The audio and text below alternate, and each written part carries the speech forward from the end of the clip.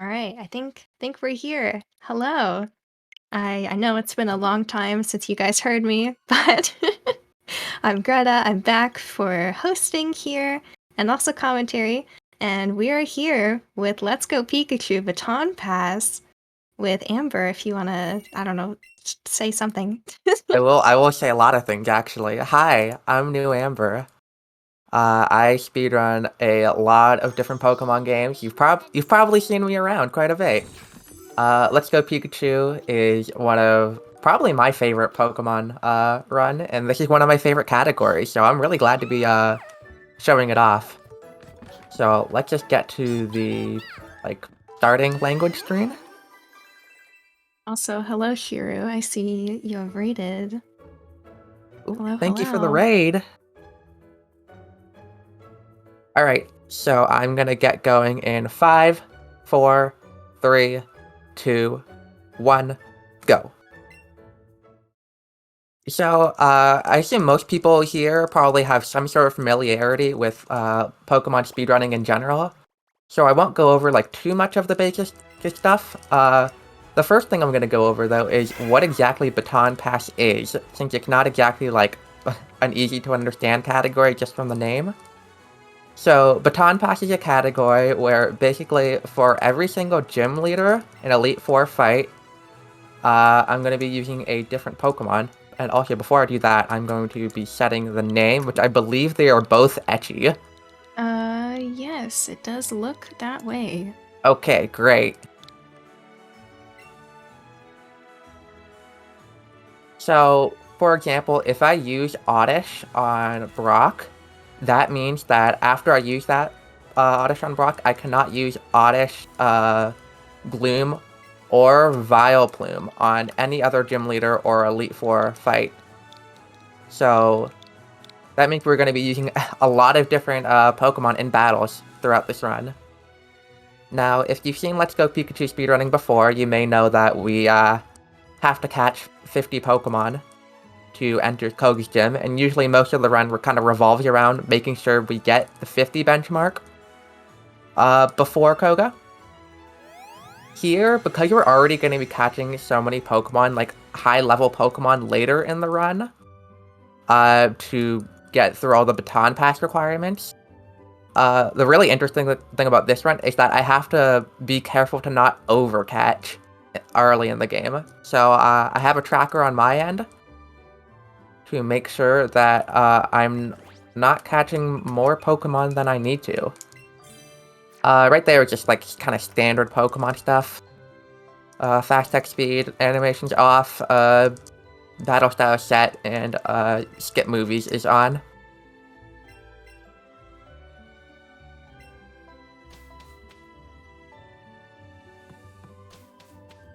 So the first few minutes is pretty standard Pokemon stuff. Just kind of going through the intro, getting our starter. For my Pikachu, I would prefer to not have minus attack or minus special attack. Especially not minus attack. It is runnable. I will still go through it, even if I have a bad nature. But it's going to be very annoying. We have another big raid here from Exhausted Ost. I don't know how to speak, but hello, thank you. If any of you would like to donate, we are raising money for Amoeba UK, who I'm assuming a lot of you know. He's pretty infamous, but he was recently a victim of a burglary, and they stole a lot of his really expensive consoles and stream setup and all of that, and we just want to try to help him out a little bit and get him back and up and running. So anything you can donate is very, very appreciated.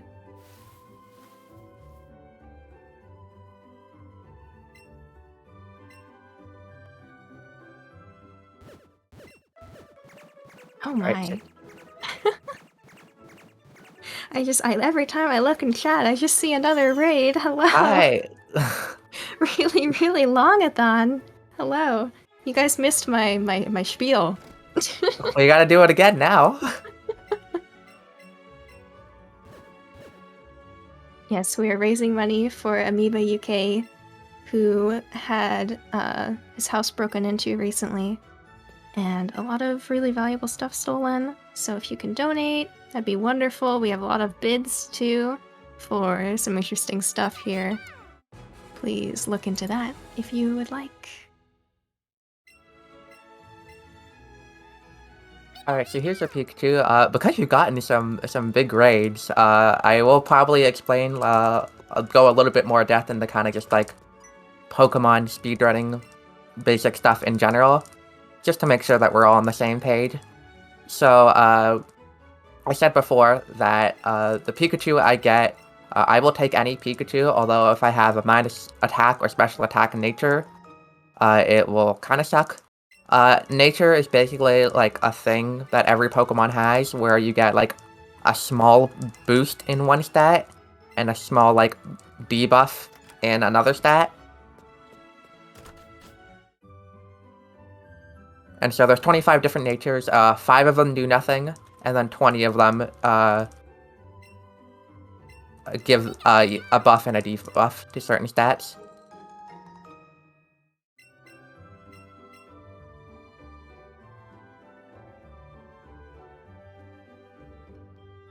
So I'm going to be going up Route 1, and even though there's going to be a lot of Pokemon that spawn here, first of all, I gotta try to dodge them. But I'm not going to be catching any of them, even though I need to catch a lot of Pokemon over the course of this run. I really don't want to be catching these ones, for a few reasons. The kind of main one is that they're quite low level, and I'm going to get like barely any EXP from them. I'd much rather catch higher level stuff later on. But secondly, in general, you want to be catching Pokemon when they're a higher level, because a lot of them will be closer to evolution. So for example, Rattata evolves at level 20, and if I catch a Rattata there, it will probably be like level 3 or something, and it would take 17 levels to level it up to Eradicate. But if I catch one a lot later in the run, it will only take 1 level up to evolve it. And every level up animation in this game takes at least 2 seconds. So it's very important to try to minimize those as much as possible. And even though I did explain it at the beginning, I'm going to, because yeah, we got some big grades since I explained it at the start, I will explain what exactly Baton Pass is again. So basically, Baton Pass is for every gym leader and every Elite Four fight, I need to use a different evolutionary line.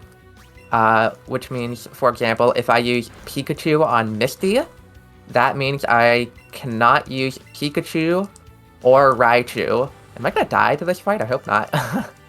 I cannot use Pikachu or Raichu for any other gym leader or Elite Four fight. So that means I'm gonna have to catch and use a lot of different Pokemon throughout the run.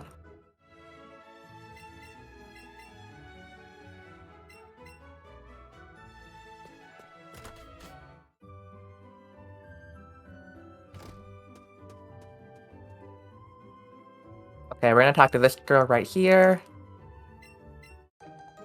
She's gonna give us like a little thing. She's gonna give us some like clothes, and also there's gonna be like a thing of like, oh, you can pet Pikachu. Petting is slow.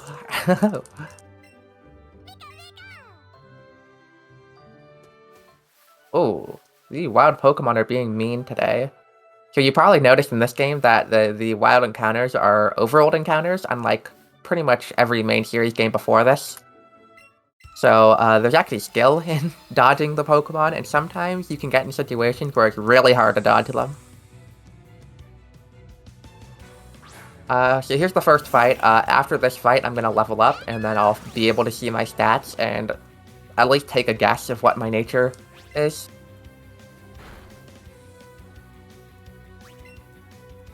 Ooh. There's so many things happening in chat. Yeah, there's a lot happening in chat. I will answer. I will try my best to look at chat. There's like, chat's going very fast. 16, Yeah. 15. That looks. Their stats look good. If I can look like a bad nature. But please feel free to like ask anything in about this run, or even just like random questions. I will try my best to look and answer them. No promises, though. We have a bunch of donations here. I'm trying to keep track of them all. There's so many, like, there's a lot. But, Well, feel free to read them whenever you have a chance. yes, we have $100 from KR. Nice part Oh, 2, because we got to 169. It's more than that now, but that's what it was. well, Good thank luck on you. switching them all. Ready for this hype Let's Go run. And it looks like that was also put towards naming the Charmander for Leaf Green, naming it Trixie. So, Oh, I love Trixie. Trixie is a Sheltie size dog, and she will be the one yes. running Charmander for that run. Yes. And then we also have $50 from Unov and Matt. Doesn't look like there's a message. And then I also see there's another name thing. Thank Can't you for tell the who it's donation. from. But it looks like it was for something. For what? I don't. Oh, I see. Okay. I know what it's for. I figured it out.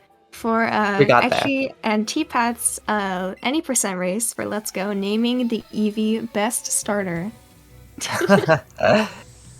Thank you for the donation. Let's see. Amber, what's your favorite Sparkle Lantern emote? Ooh, I mean, there's so many. I mean, I'm gonna have to go with Sparkle 56 Rave, personally, but there's so many good ones. I'm also a big fan of Sparkle 56 Pog and Sparkle 56 AO. All classics.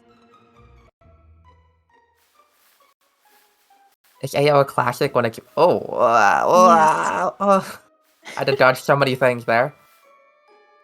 Okay, so I'm gonna pick up this lure. Once I use this lure, that means that all of these Pokemon will spawn at the highest possible level that they can spawn at.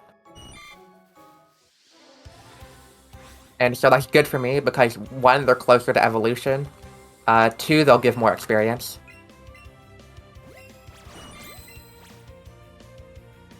Also, if you have a second to to Discord screen share. Oh, wow. Yes, that's a thing I'm supposed to do so my commentator can actually see. And I just, like, totally forgot.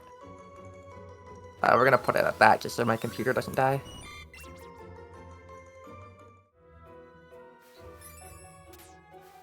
Okay, so you might have noticed that like another trainer just kind of like appeared inside of the world.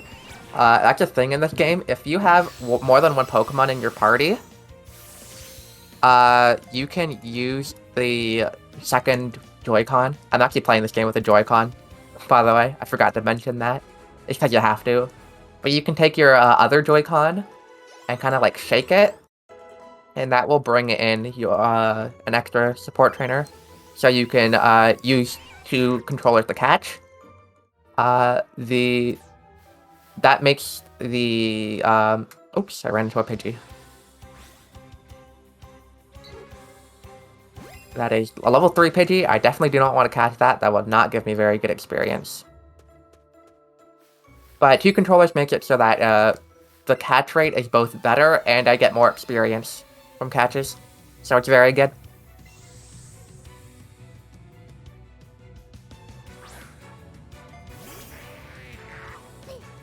I see you were asked another very important question, and I'm definitely not only telling you so that I can get, like, I can get free compliments, but May has Oh, asked about your favorite Greta Ice Fixin emote.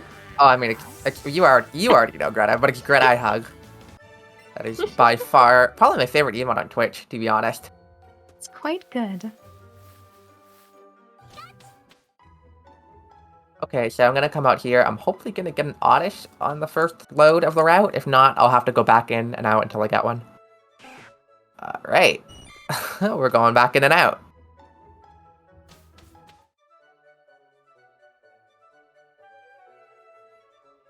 There's a glowing Oddish. Glowing Pokemon give more experience, so if you can go for those, you want to go for those.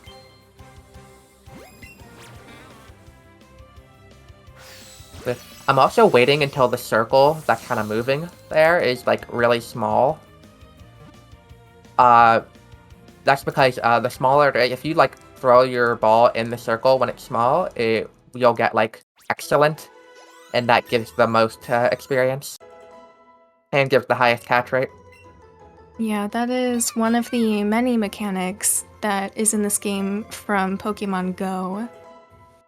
Everyone's favorite mobile game. There's a lot of like mechanics that come from Pokemon Go. I'm honestly like not too familiar with Pokemon Go mechanics, so I don't know which I ones like know. specifically come from that, but I'm pretty sure the excellent thing comes from that. Yeah. It's interesting. I kind of wonder what it would be like if in Pokemon Go you can do curveball throws and those give you extra experience. I just want to imagine what that would be like with like motion controls. That would Because be what you do in the game is like you spin your finger around and then you throw it and it goes off in a curve and I don't know how you'd replicate that, but I that kind sounds of like want to know. that sounds like a great way for me to like break my TV, honestly. Yeah, you like wind it up and then throw it. It just goes completely flying. Okay, so I've caught everything I need to catch before Brock. So each gym in this game has like a special requirement you need to enter the gym. For Brock, you need either a grass or water type Pokemon. So Oddish is by far the easiest one to get, and Oddish is actually really good for the gym fight as well. Even in the 90% run, we actually use Oddish for this gym fight.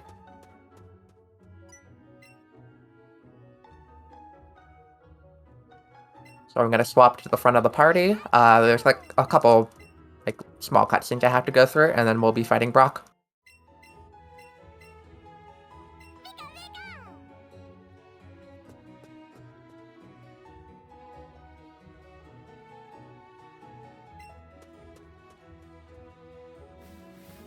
One of the reasons also I swapped Oddish to the front of the party right away, instead of doing it like when I'm inside the building, is because here it's gonna ask me to show the guard the grass or water type Pokemon I have, and if I already have it in the first slot of my party, I don't have to move my cursor at all. So it's just a little optimization.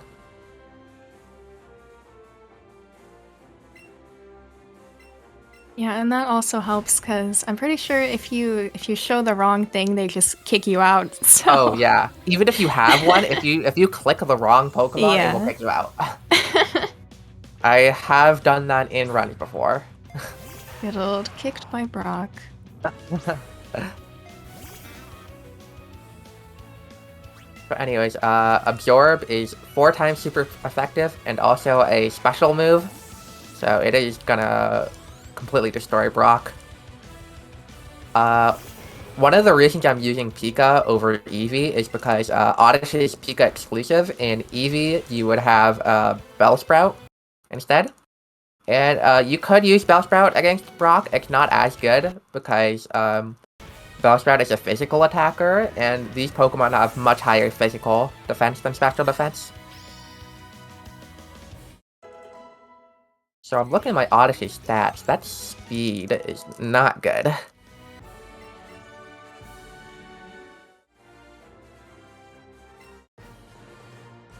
We are going to be using Oddish for a few fights to help out. So I do just kind of peek its stats just to see, just to kind of plan around things.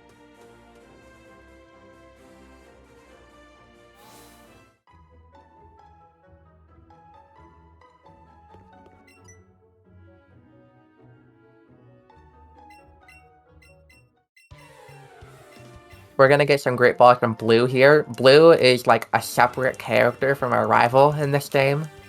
I don't really like understand the canon of this game compared to like Red Blue or Fire Red Leaf Green, but it's just how it is.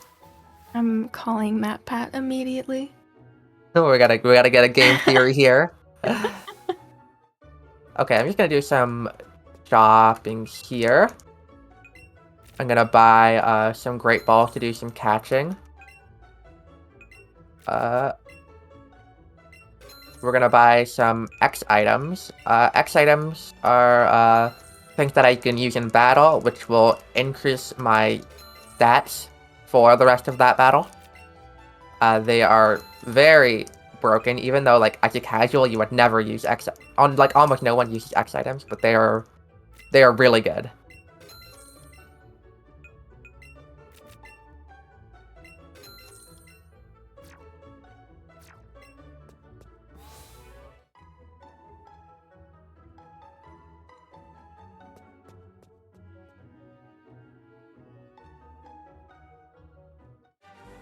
Yeah, the X in X item stands for Xenoblade and not crosscode.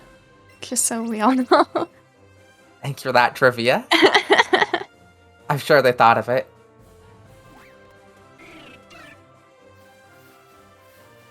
Okay, I'm gonna pick up this lure here. This is what I'll use. I'll use this in Mount Moon to get higher level Pokemon. I actually have to dodge these like moving trainers.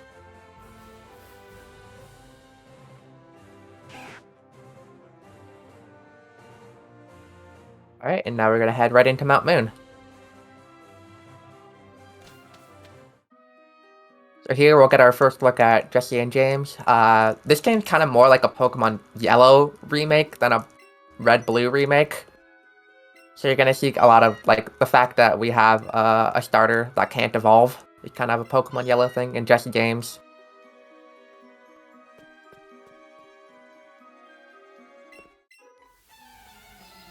Oh, okay. So I know exactly which ledge you're talking about, Swift. Every casual player does, but like 99% of people I know have done it, including me. I did that the first time.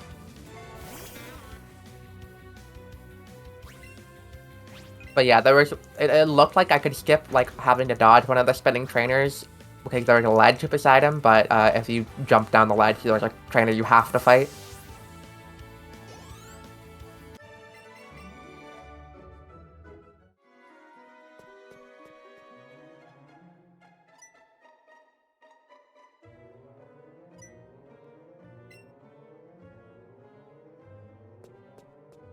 Right, that girl's a moving trainer, so I was just making sure that I could pass through without a problem.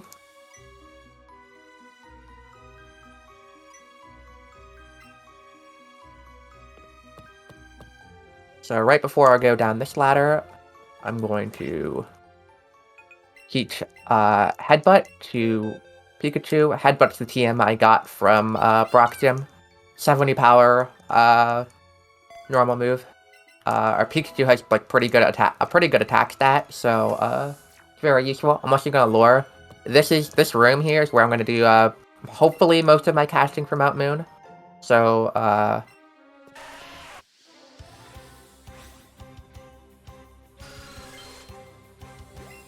picked up a Moonstone there. I also am gonna pick up a Nugget here. The Moonstones to get for Pokemon later on. The Nuggets to sell for money. I'm just gonna kind of wait for spawns here for a little bit.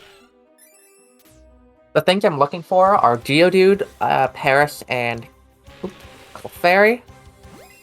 If I can get a glowing Geodude, I'll go for that. Geodude, like, is a super common spawn, so I can kind of wait around to see if I get a glowing one for a little bit.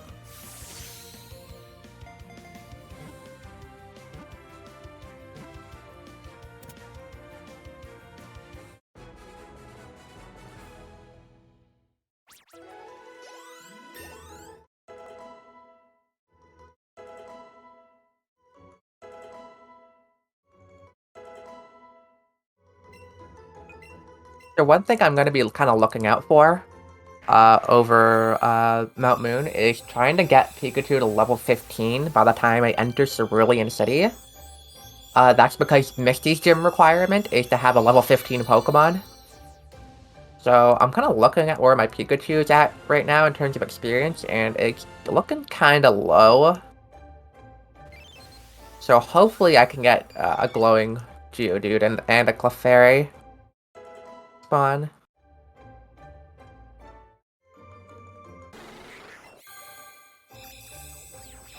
These evolutions, I'm evolving these bugs just to eventually have 50 registered Pokemon in my Pokedex when I get to Koga.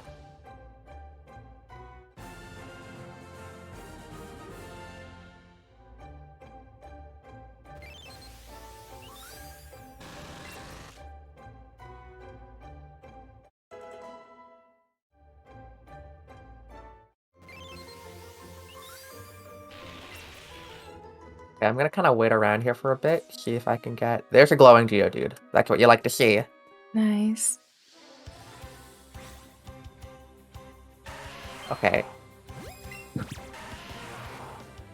Geodude's a Pokemon that usually attacks kind of at the same time. So it does like this little like punch.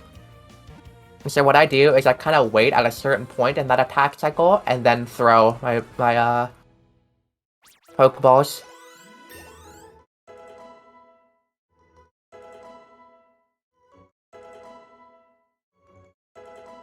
And then I can get excellent pretty much every time.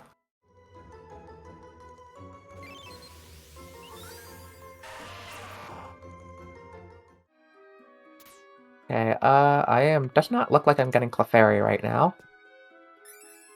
So I'm just gonna leave. You don't want to stall for too long there.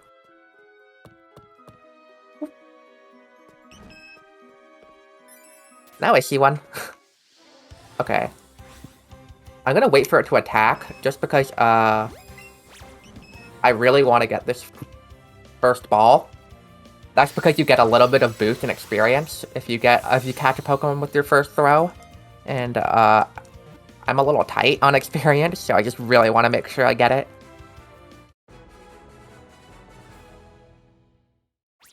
Okay, that looks good. Oh, we did get a lot of level ups. Yeah, one thing you kind of have to do in this run is, like, manage how many Pokemon you have in your party. Because right here, you're gonna see I'm gonna go through a lot of time with these level ups and move learns. So trying to manage, like, when it's worth it to open your menu and take things out of your party is crucial if you want to get a really fast time.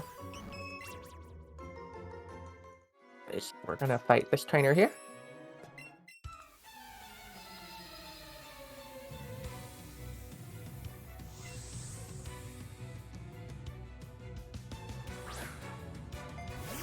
Hopefully this Oddish should be faster than Sandshrew. Its speed was really low, but like level 14 Oddish should have speed. Yep. No problems.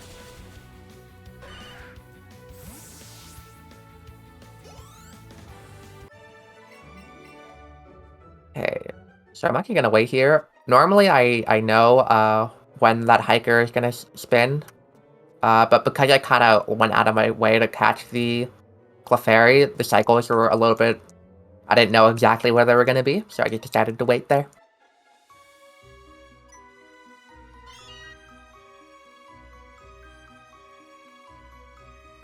I'm going to do this now. I'm going to take pretty much everything out of my party other than Oddish and Pikachu, and then we're placing Pikachu back to slot 1. He's going to do most of the battling now.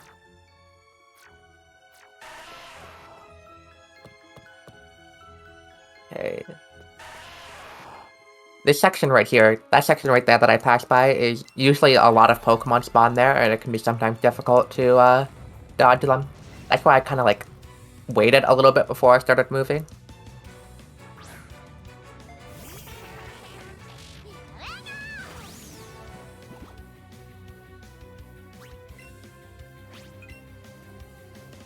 Oh, okay, so that has, like, a 10% chance to confuse you. Luckily, I did not hit myself in confusion, but that fight control quite a bit.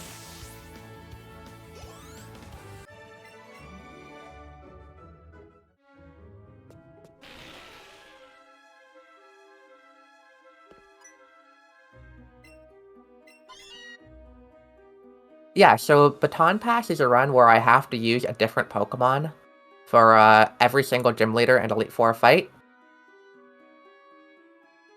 So it means I'm going to be battling with a lot of different Pokemon. Also, I did see that moon. I think it was a Moon Onyx, but I decided to not go for it.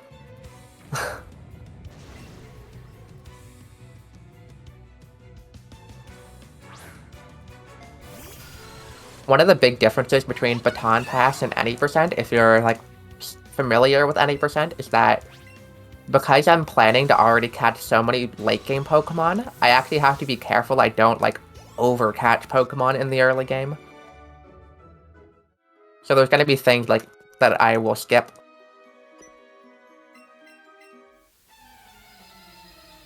Even if you would normally get that in an any percent run.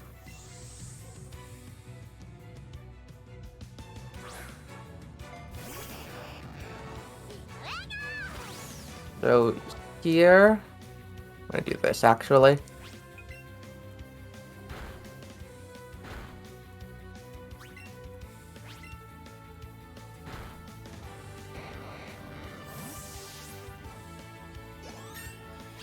I'm gonna look at my stats here.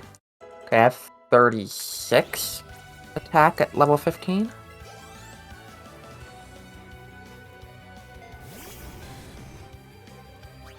Okay, here it is very important I pick the Dome Fossil. Without spoiling too much, I am actually going to use the Fossil Pokemon later in the run. And Kabutops is a lot better than Ammonite for the fight I'm going to use it for.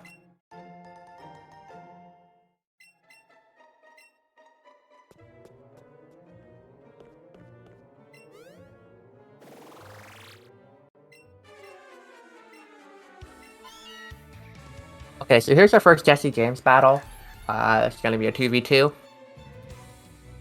A common theme of these 2v2 battles is that I'm going to attack with one of my Pokemon, and the other Pokemon will like feed an X item into the first one, so that I'm getting a boost in attack and attacking on the same turn. Let's see.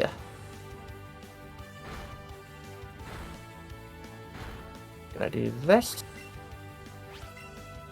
Kind of the Pokemon that I target kind of just change depending on how much damage is done on the first turn.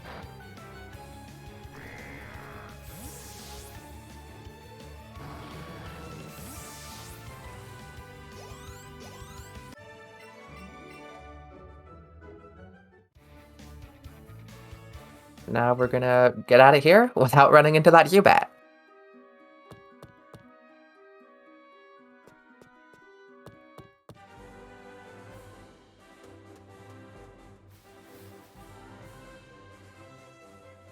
I'm gonna go a little bit up here and out of my way to pick up a PP up. I'm not actually gonna use it, I'm just gonna sell it for money. It sells for 5,000 Poké Dollars, which is very good, and it's not too far out of the way, so it's a really good money item.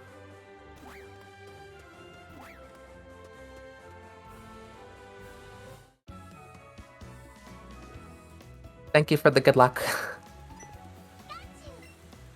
Okay, so now I'm gonna enter the center, and I'm gonna teach a really broken move to Pikachu.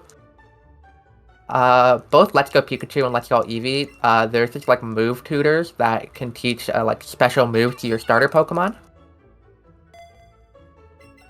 And so the one we can get in Cerulean for Pikachu is called Zippy Zap. Zippy Zap is a 50 power electric move, so that doesn't sound too powerful, but it always crits, and it's +2 priority. And so it's going to be a very useful move for us. So now it's going to ask me to show level 15 Pokemon. I have Pikachu.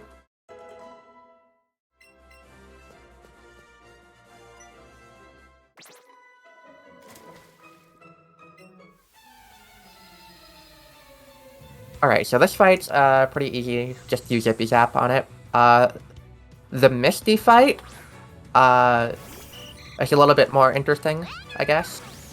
I looked at my attack to see what my attack stat was, because the Starmie is something we call in Pokemon speedrunning a range. So, a range, basically, the Pokemon damage formula has like a slight bit of randomness to it. So when we call something a range, it means that on some of those like random rolls, the attack that you're using will KO, and on some of the other ones, it will not KO. So because I have 36 attack, normally you'd only use one X attack and then try to get the Starmie range. I'm actually gonna use 2 right here just to make sure that Pikachu doesn't die. That's because since I've already used Oddish on Brock, it's against the rules for me to use Oddish on Misty now. And so if I missed the range and died, I would just have to wipe Misty. This is a 62% range, normally, if I use 1 X attack. But with 2, it's guaranteed.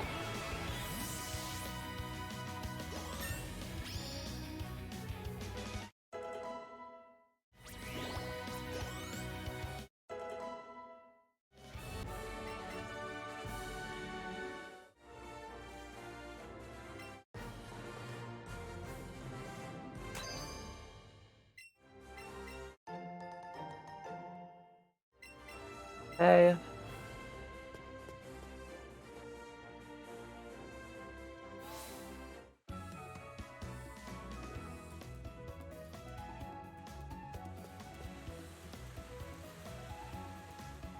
Now we're done Misty, and we're gonna head up to, Bill's house. We need to both defeat Misty and get to Bill's house before we're able to advance to the next part of the game. And here we have another, battle against our rival, Etchy. Our name's also Etchy. It's Etchy versus Etchy. Happy birthday, Etchy. Yes. I definitely wasn't AFK at all. Welcome back. You, like, spooked me a little bit, I'll be honest. I'm sorry. It's okay. I had to get my in celebration of Ecchi cinnamon rolls.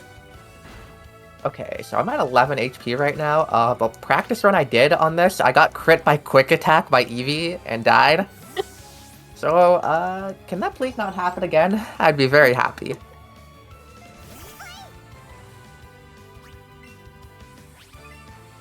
Okay, I didn't even use Quick Attack, so Nice. easy.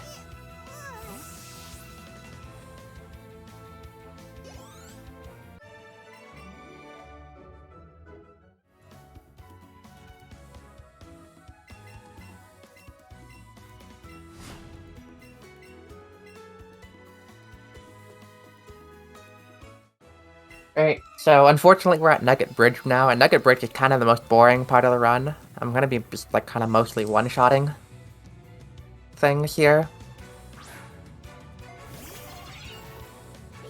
So, if there's anything you want to talk about the marathon, now's a great time. Let me swallow my food first. Okay, I will let you do that.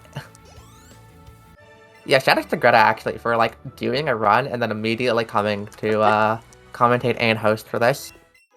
We're just trying our best out here. But yeah, if you are looking to donate, and if you're looking for even more reasons other than the fact that it's going to Amoeba, who is absolutely amazing and deserves as much as we can give. We also have a ton of different bids here. Let's see, what's coming up?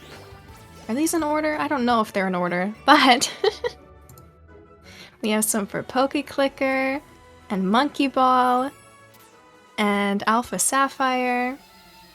We have some for Hat. There's a lot. You should look at it and donate if you can. Thank you. So on this fight, I'm actually gonna 2-controller this fight. I can heal Pikachu and one-shot with Oddish. And it's only one turn, it's very fast. That's like the most interesting thing you'll see on this entire Nugget Bridge.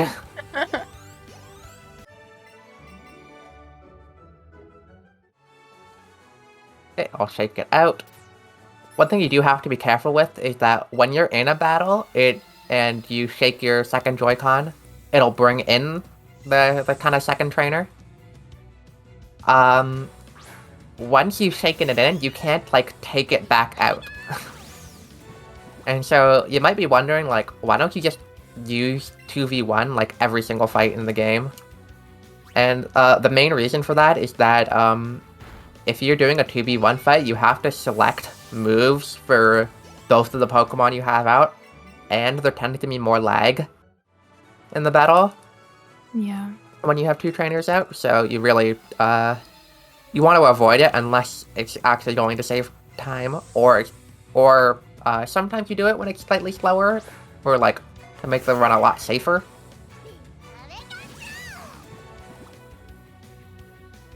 Yeah, with the with the shaking the controller thing, what always happens to me, at least I don't know if other people do this, maybe I'm just bad, but when you when you have both Joy-Cons in the Joy-Con grip thingy to make it like a regular controller, and you shake it trying to get rid of your trainer, and instead if you shake your main Joy-Con, it'll prompt you to pet Pikachu a lot of the time. And the amount of times I've done that. I'm noticing my Joy-Con having slight like connection issues, so hopefully that doesn't persist. I may disc and reconnect my Joy-Con if it does. But I've been noticing a little bit of problems with my Joy-Con that I'm using lately, so Yeah. I might have to get new ones soon. Joy-Cons break really easily, and it's a really big problem, honestly. Yeah.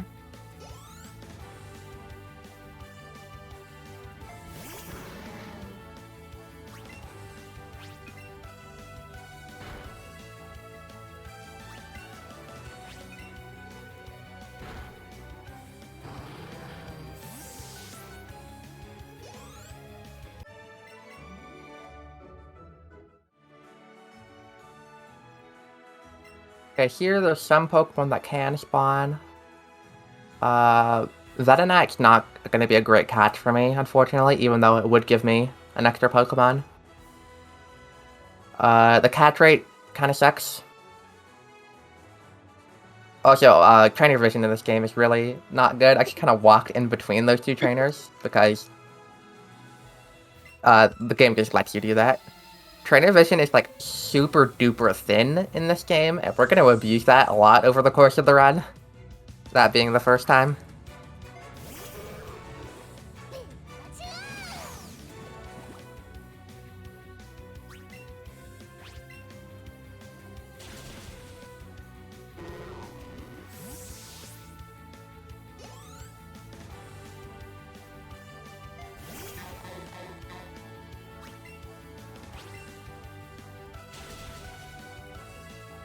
Yeah, okay, I'm actually gonna try to disconnect and reconnect my Joy-Con once I enter this building, just to see if it will help.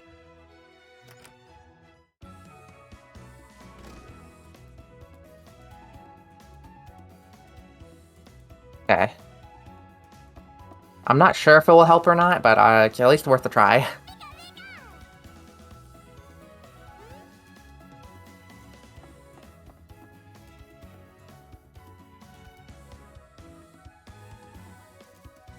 Is it both of them that are having problems, or just one of them? Just one of them that I've noticed, but like I barely use the other one, so Yeah, that's fair. Yeah, what I when really I should have done first... before the run is like calibrate my motion stuff on the Switch, but yeah. I forgot. I forgot. Anyway, it's like a little thing where we have to save Bill to get SS tickets, which allows us to advance to Vermilion. Nothing too exciting.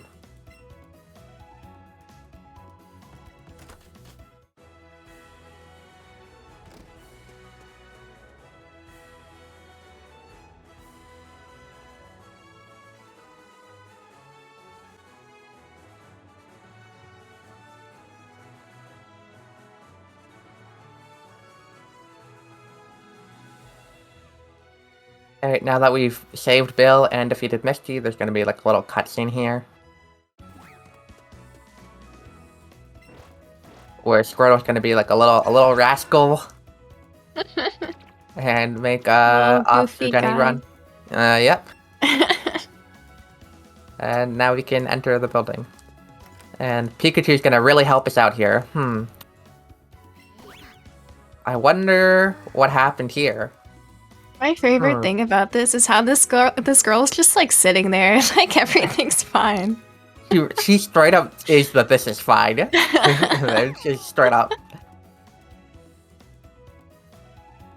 Look at her. Just like staring into oblivion.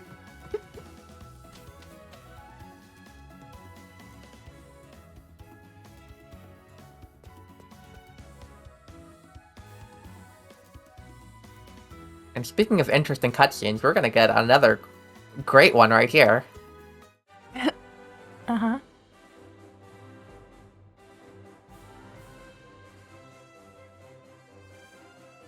Etchy's gonna have a real nice conversation with Etchy here.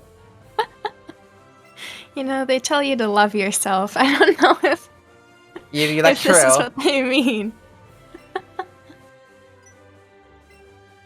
The tension is just unimaginable between Eggy and Eggy. Oh, you may have been wondering at the start of the run why I picked the girl character, and there's literally no reason. I just like the girl character better. It's because girls are cool and boys are cruel.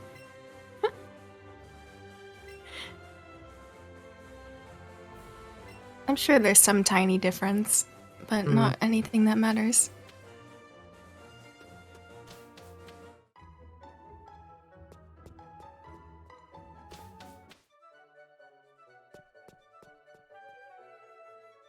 Okay, so on the other ground, we're gonna pick up a hidden nugget, Nice. and we're also gonna pick up a lure right over here.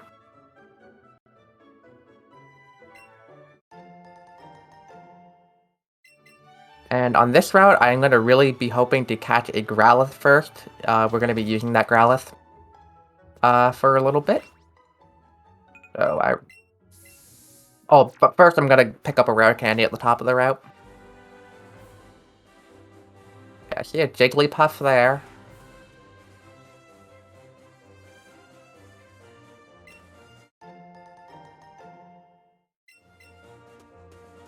Yeah, another Jigglypuff. There's a puppy.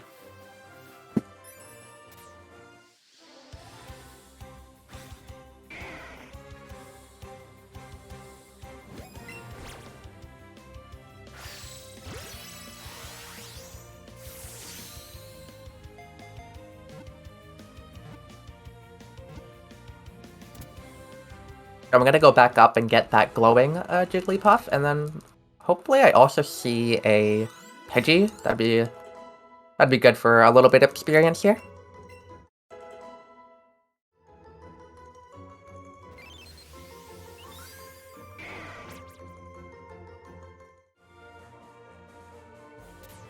I'm not gonna catch that Rattata just because I'm actually gonna need a high level Rattata later on for a gym leader fight. I did not get the excellent on that.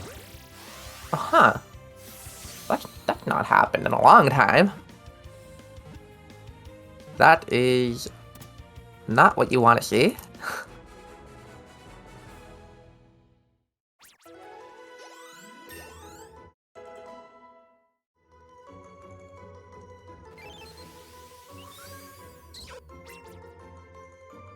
Okay, let's see if we can also get a Pidgey here, which would be nice. Trying to dodge these Pokemon.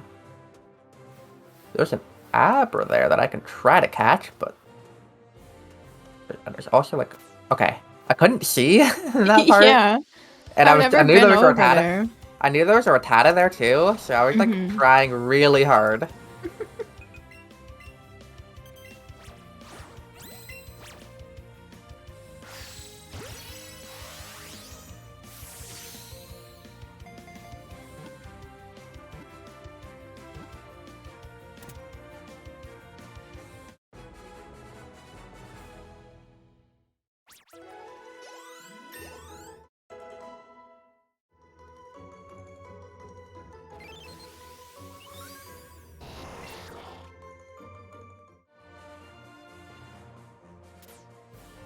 Okay, now I'm gonna attempt. Ooh, if I would have caught the Psyduck if I saw it earlier, but I was kind of already heading down. You can just walk in between those two trainers. Their vision just like don't extend far enough to like touch each other.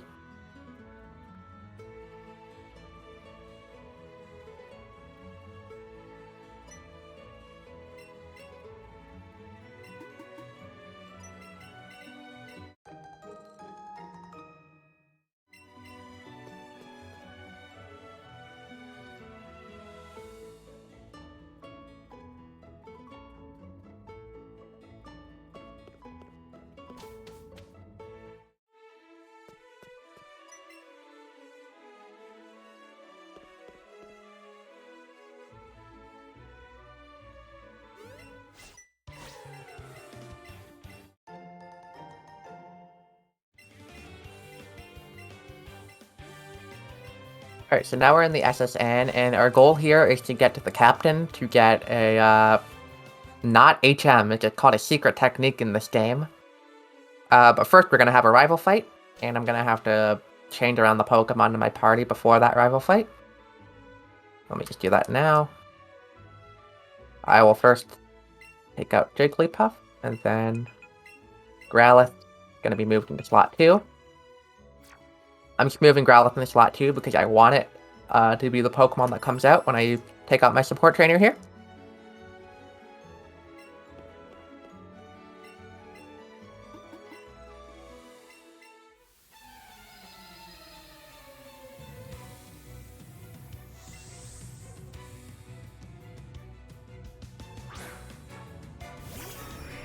We really want to use 2 controllers here because this Pidgeotto has Sand Attack. And so we really don't want to be spending more time on this Pidgeotto than we need to.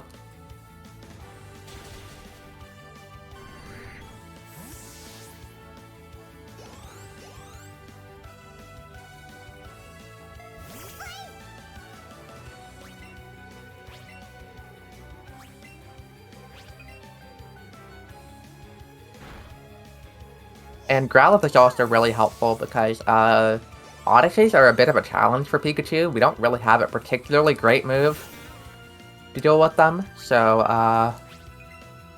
Flamethrower will get the job done.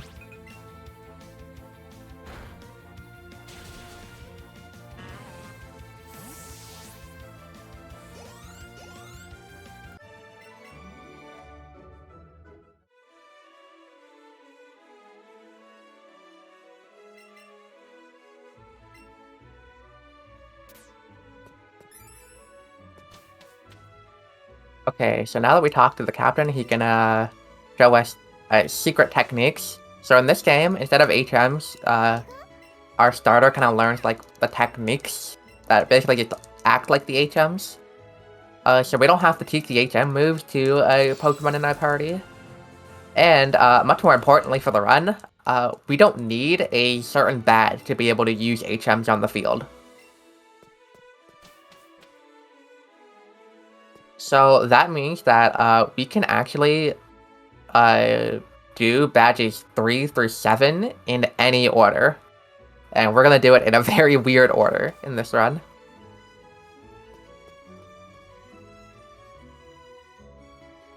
Okay, here's a cutscene that I'm gonna skip. It's widescreen, and I'll be black for like 10 full seconds.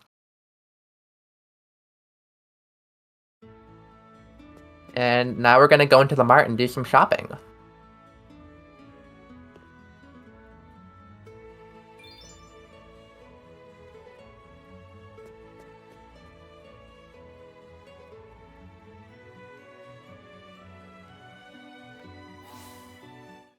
The important thing here is that normally in any percent you sell your fossil, and you really need to not do that in Baton Pass.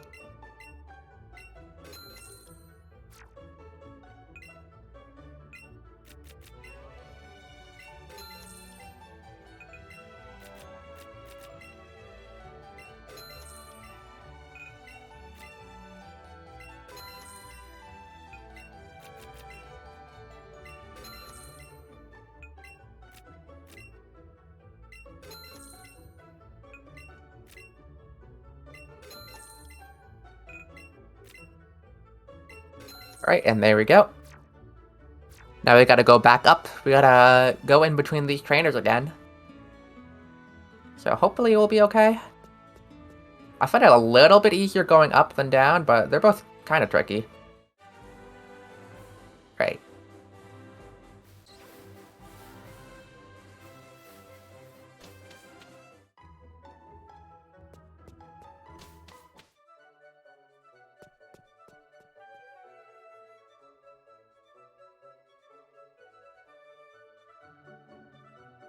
Every time I look at the chat, I just see like a whole bunch of Sparkle 56 Rave, we must summon Amber. Thank you, everybody. I'm here. I'm summoned. A good message to send. It would be pretty worrisome if you weren't here, so That's a good point. Glad we have confirmation.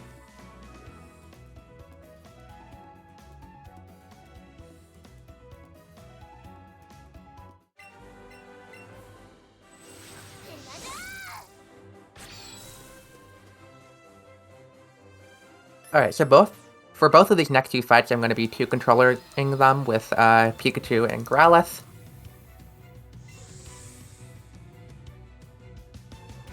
That's just because we're basically just going to be doing the thing where we attack with one Pokemon and feed an X item into the other.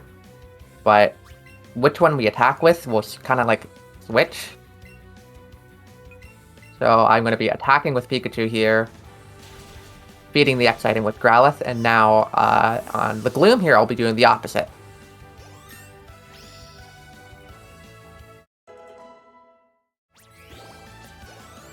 Also, getting level 18 here is really nice for Growlithe. There's kind of, because of the way the damage formula works, when you get to a level that ends in 0, 3, 5, or 8, you kind of get like an extra like boost in your attacks. So level 18 is going to be doing a lot more damage than level 17.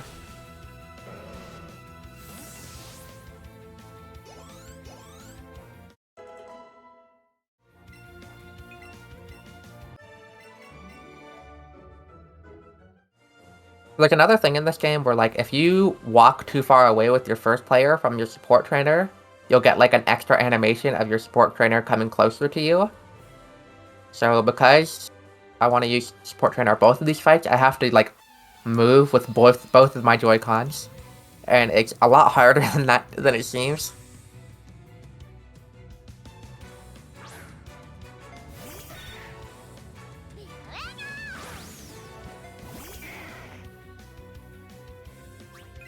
Okay, so here, we really want Growlithe to one-shot this Sandshrew. This Sandshrew has terrible, terrible moves that we never want to see.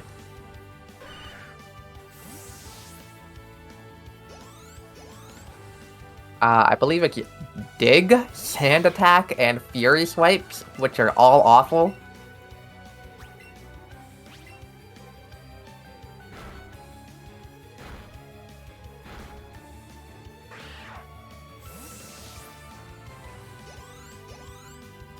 There we go, we got through those two fights. And before the next fight, we're going to get a free heal, so I'm not going to have to worry about that.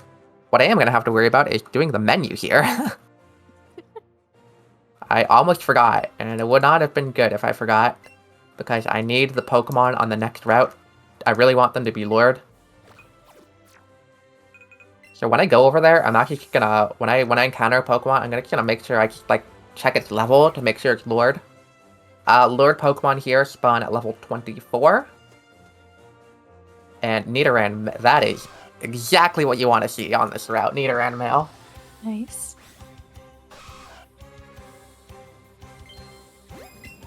Oh, it attacked. So I'm not going to get that first ball bonus, but it is glowing, which means I still should get good experience. So, there we go.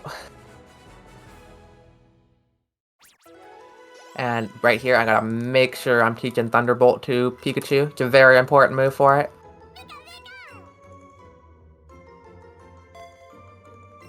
And we also got a evolution off of Aber there.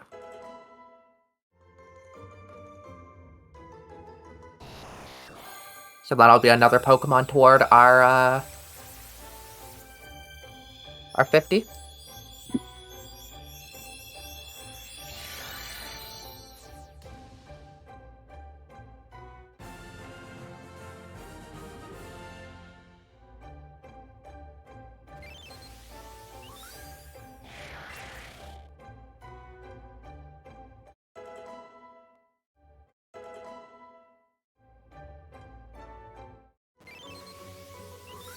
I'm actually gonna take out Kadabra in my party right now, just because I don't want it to gain too many levels.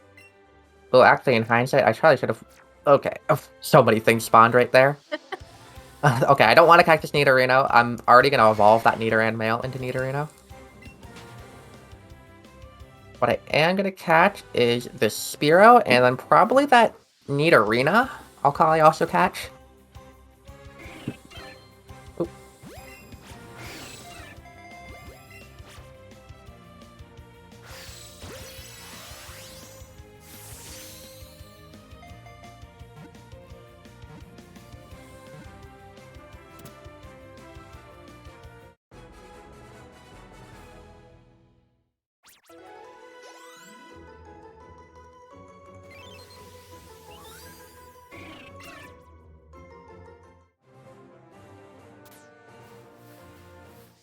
Nidorina kind of has like a worse catch rate, but because of we need to not overcatch, I need to make sure my experience is good on Pikachu.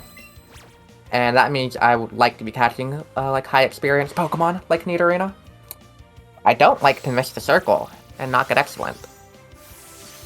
But you can't win it all, I guess. Alright.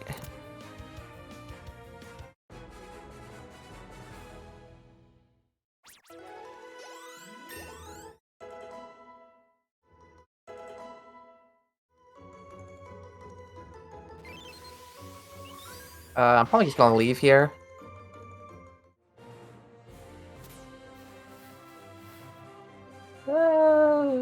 Yeah, well, we can do Krabby. We'll do Krabby.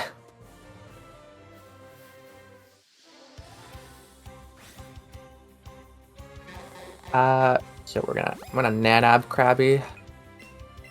I don't like to see it moving around too much. Unfortunately, it kind of hopped to the side. Side throws are really difficult in this game. And normally I don't have too much trouble with them, but today's just not my day, I guess.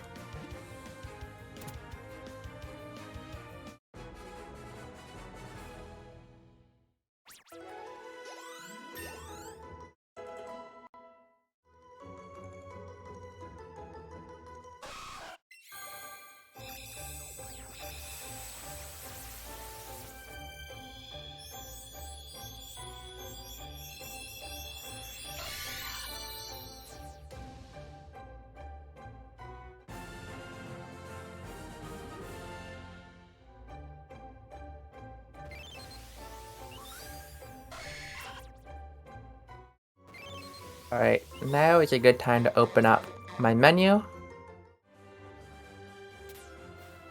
I'm gonna be swapping Nidorino to slot 2. I'm gonna be taking out Nidorina and Krabby. And then I will be evolving this to Nidoking.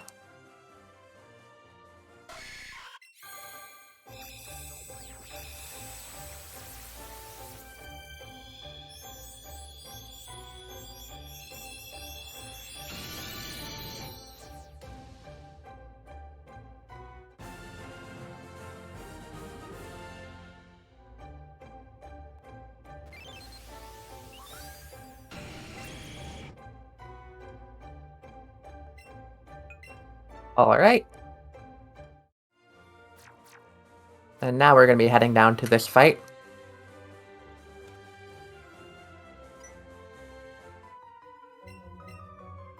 This is kind of an extra fight they added in this game. I'm not really sure why. I guess they kind of just wanted to show off that Lorelei and the Elite Four exist.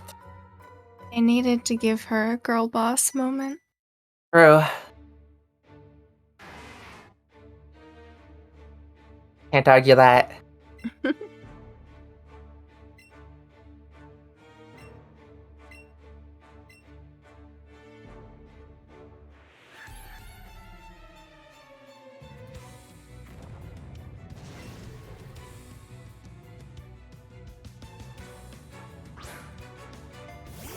Fight's very easy though. I'm just gonna Thunderbolt with my Pikachu, X Special with my Nidoking.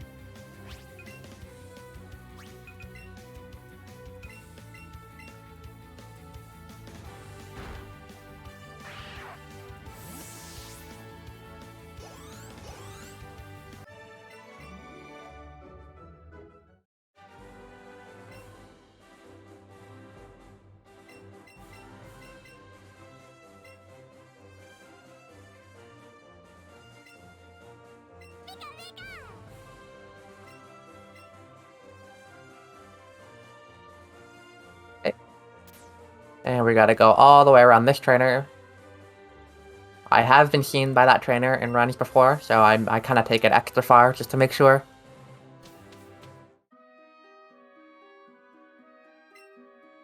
And here in Rock Tunnel, because again, I don't want to overcatch too many things, and then by the end I'll have more than 50. So there's only like 3, I want to catch no more than 3 Pokemon in Rock Tunnel here. I'm going to try to make those Pokemon the highest EXP Pokemon that spawn here, if I can. Depending on what things spawn, it might not always be possible.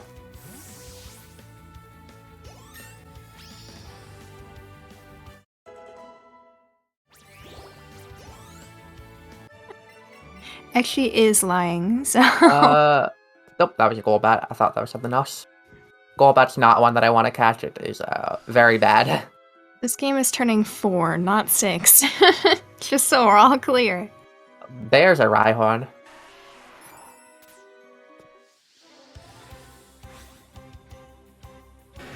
So I'm gonna give it a Raspberry to increase its catch chance a little bit. Rhyhorn's good not only because it should give a good amount of experience, but also because it is a ride Pokemon in this game.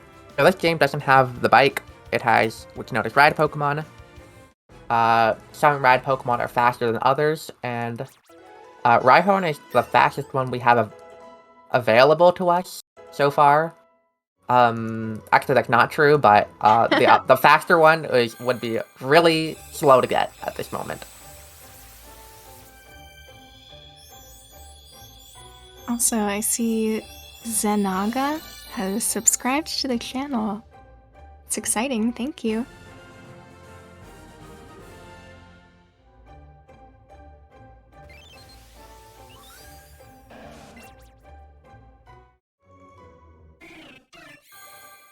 Okay, we're gonna sit through a couple evolutions here, and then I'll be taking those out of the party and getting on top of my Rhyhorn.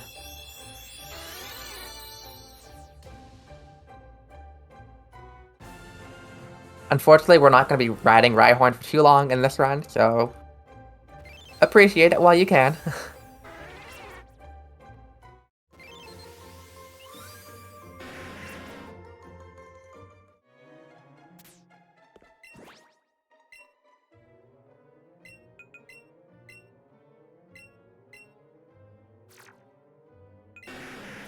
Ooh, Glowing Graveler. That is a very good thing to get here. That should hopefully be a lot of EXP.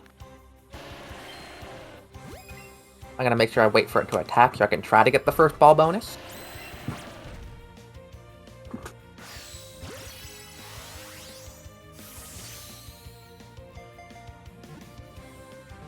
Nice, and it got in.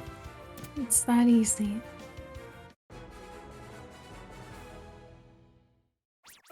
And now my Pikachu's already level 25, and my EXP is looking good.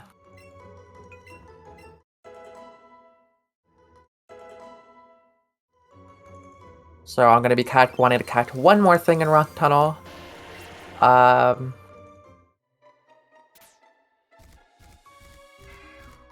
don't know what that was, but I don't really want to go back too much. I could catch Zubat or Cubone or Machop. Those are probably... Cubone or Machop are probably the better ones to catch.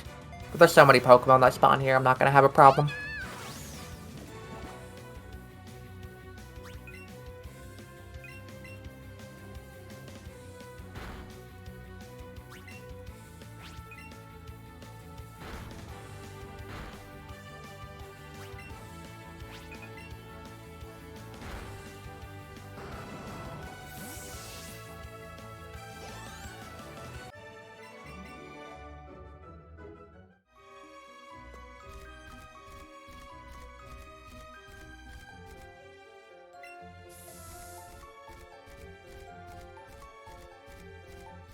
Onyx is something I'm not gonna get because its catch rate is really bad.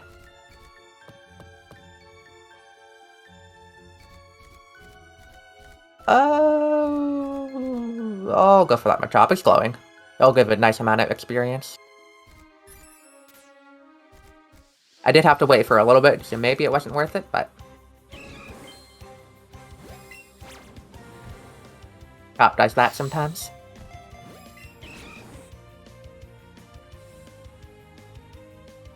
There we go. Hopefully this stays in the ball.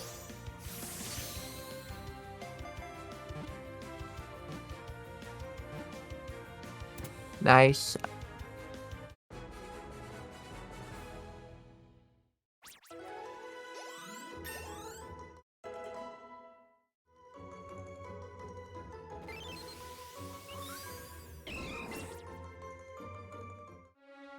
Oh. So I should have kept that in because I'm gonna be 2-controllering this fight. That's okay. So now every other Pokemon I catch in this run is all pre-planned and things that I need for my Baton Pass requirement.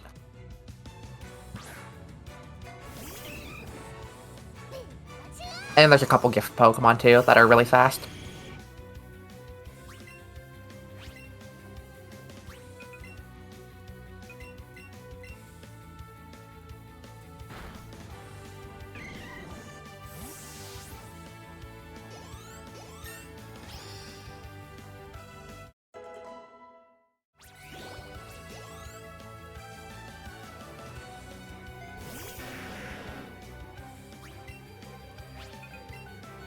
We're going to be using Helping Hand a lot with Nidoking. It's very good, especially for taking out these Rhyhorns, in which we, even though we have Double Kick's like not that good, even though it's super effective. So the Helping Hand really helps us get the extra damage we need to kill that.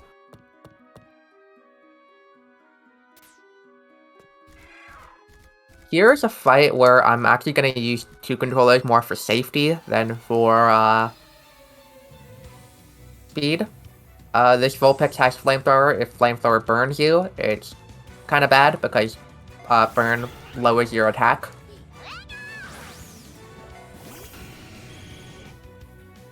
So I'm going to 2-controller it. Just so I don't have to risk that burn. And what I can also do is on this turn, I can attack with Pikachu and then heal my Pikachu with Nidoking's turn. So I don't have to open the menu outside of battle to do that.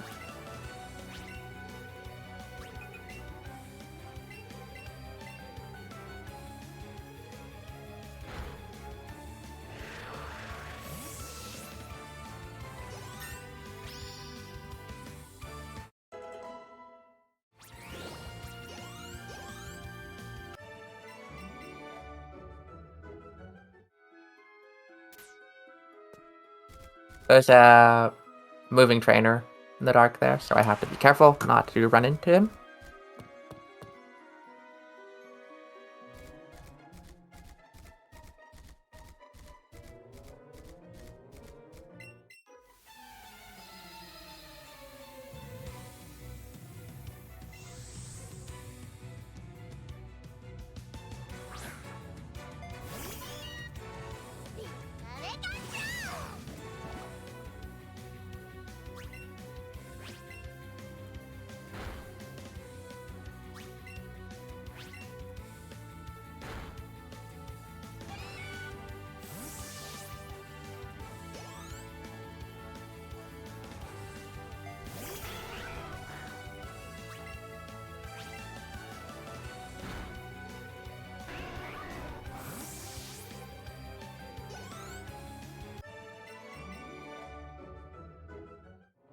Right. And now we're out of there. We get to look at the pretty flowers. Wow, those flowers are pretty. I've never really looked at them.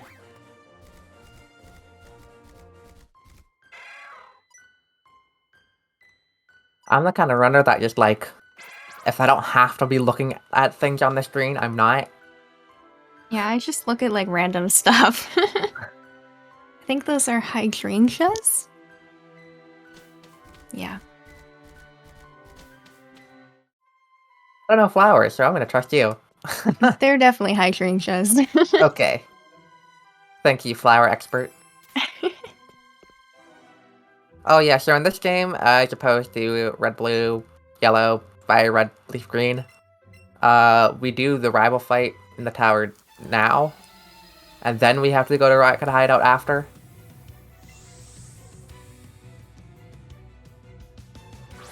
Here's where I'm going to start using kind of Pikachu and Nidoking in combination. I'll be doing that throughout Rocket Hideout as well.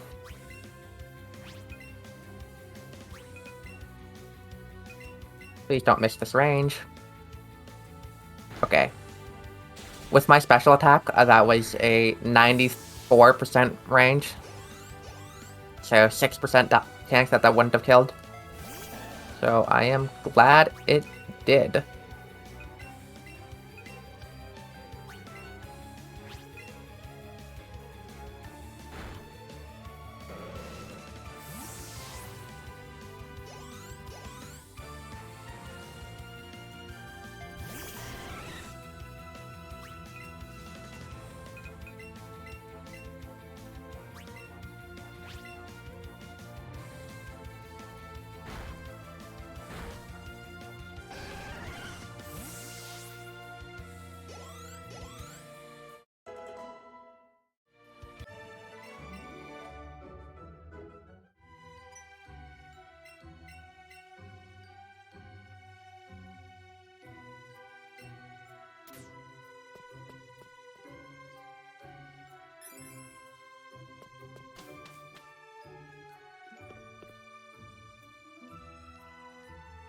Okay, so here's the cutscene we kind of need to activate in order to be able to access the Rocket Hideout in Celadon.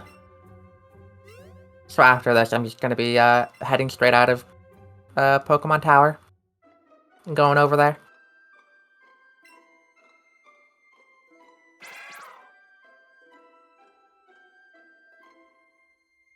While we watch this little cutscene here, we have a bunch of donations that kind of all came in at the exact same time. All right. It's overwhelming, but we have Thank you for overwhelming us. Yes, please continue to do that. Yeah, so we have $10 from RPG Liz. We have $50 from Egshi saying, in Rave, I think he spelled it wrong. Ina Rave, we must summon funds to help out Amoeba. Ina Rave. I agree. We also have $20 from Zenaga. So yes, as Egshi has suggested, well, demanded kind of, we are looking for donations to help out Amoeba after the burglary that took place a couple weeks ago now.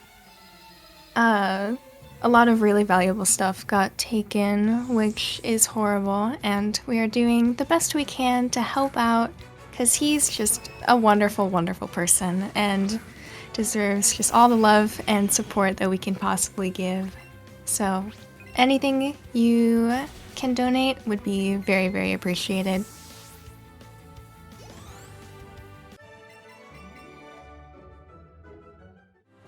Thank you. So right here, I'm going to be picking up a Firestone. I'm going to be having to dodge a lot of things too here. Oh man. Oh. There we go. We're going to pick up the Firestone here, and now we're going to take out a Growlithe. Right here. Take out other things we don't need.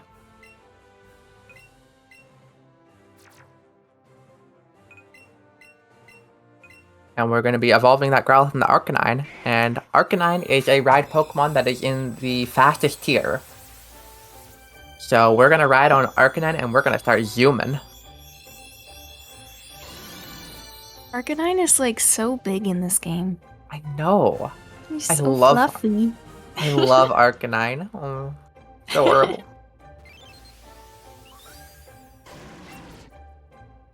You know what? I just thought of this 2 seconds ago, but because your trainer name is Etchy, I'm gonna give this a very special name too. There. Hero has really grown since the last time we saw him.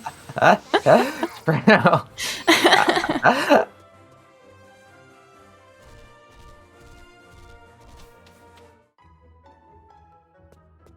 Oh, no spoilers, Sanaga. It's coming soon. It's a secret. You're not supposed to tell anyone.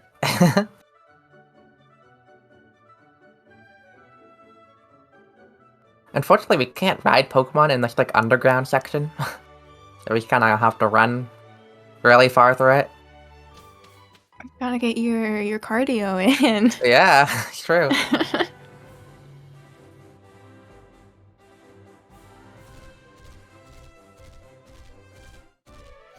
Okay, here, we're gonna talk to this lady over here. And we're gonna talk about flowers with her. I'm not an expert in flowers, so I'm just gonna pick some random colors. And now every Pokemon we encounter from now on the run will be mild nature. Which means it's going to have a slight boost in special attack and a slight D boost in defense.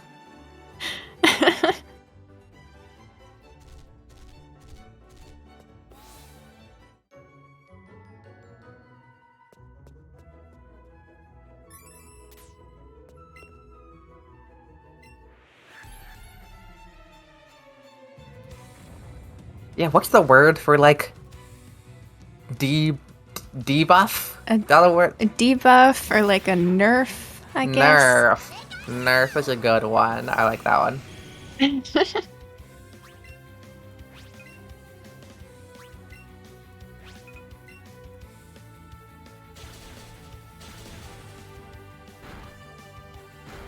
Okay, Pikachu's taking more damage than I would have liked to, so I'm gonna have to heal it before the next fight.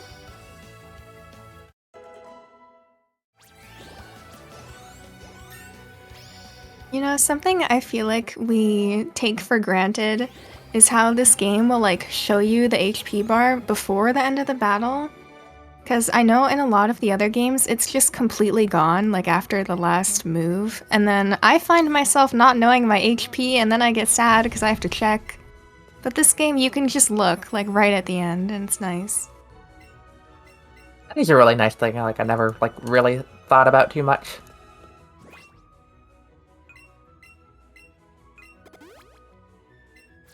Yeah, there's, like, so many things you have to pay attention to in a run, and sometimes just, like, looking at what HP you're at can slip your mind Yeah. pretty easily.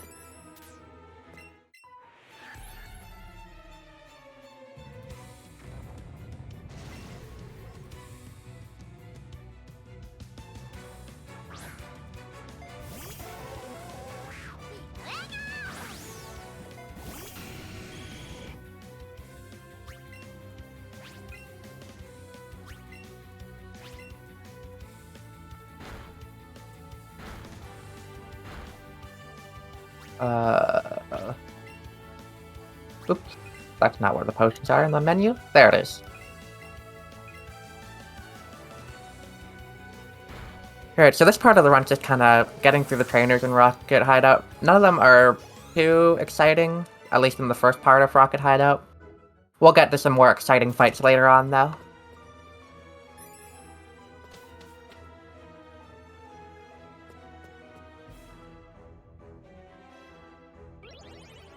Okay. We're also going through these, like, puzzles. Like, the speed of those, like, spinning tiles I go on are, like, really nice in this game. In Gen 1, those things are, like, unbelievably slow, like a quarter of your walking speed or something. And then in Gen 3, they're, like, they zoom you across the map. And I think this game has a nice balance.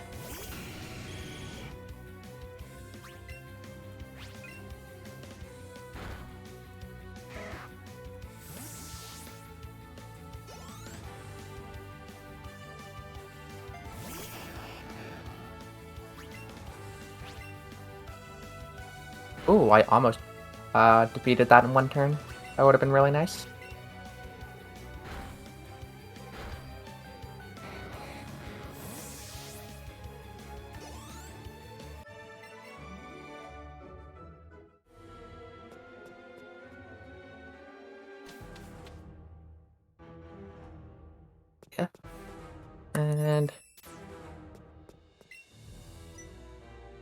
So it has been a while since I've explained what Baton Pass is.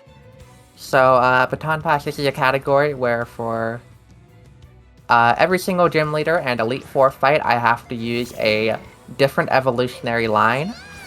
That means that once I've used Pikachu on Misty, and now I cannot use any sort of Pikachu or Raichu on any other gym leader or Elite Four fight. So I'm gonna have to be using a lot of different species of Pokemon in fights.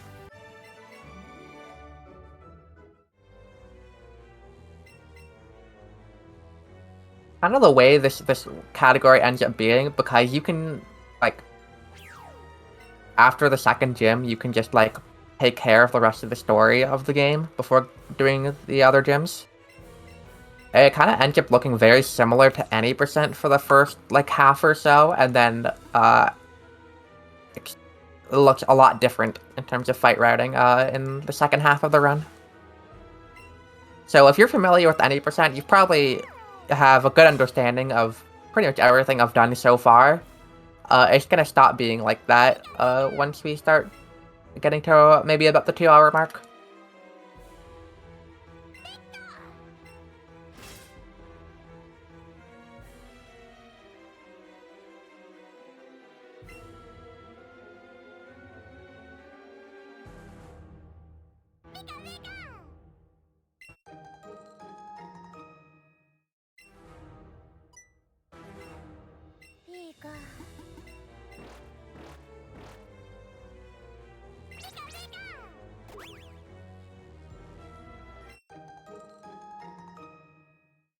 We're gonna head up here.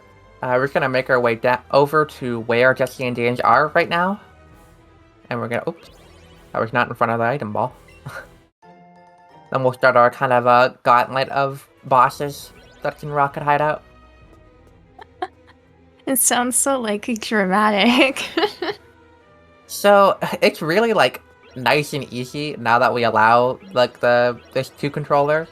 When this game first came out, we decided as a speedrunning community that we initially were not going to allow bringing out a support trainer.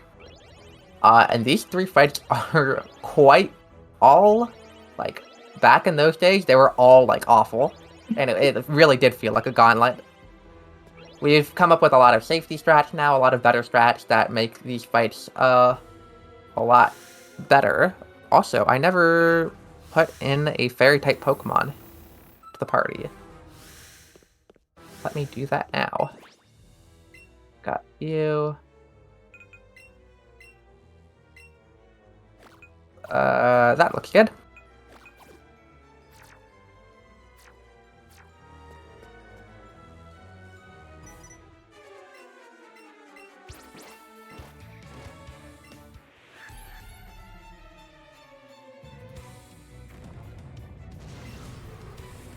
So the reason I need to bring in a fairy-type Pokemon here is because, turn 1, I really don't want both, Weezing and Arbok targeting Pikachu. And so if I bring a fairy-type out, like 99.9% of the time, one of them will target the Jigglypuff.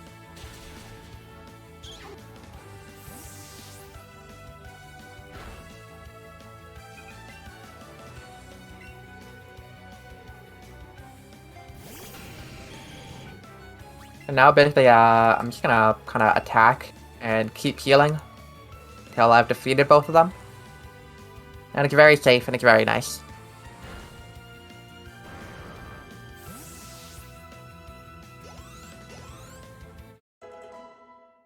Okay. I'm actually gonna do this then. This probably won't kill, but I'm gonna try it anyways. Oh, that didn't even come close. Wow.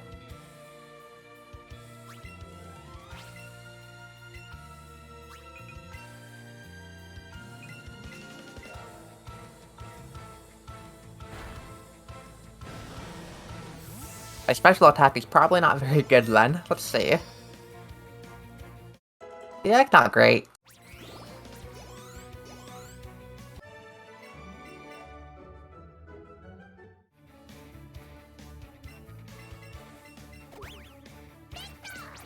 Okay, now we're gonna take out our support trainer. And we're gonna 2v1 Archer.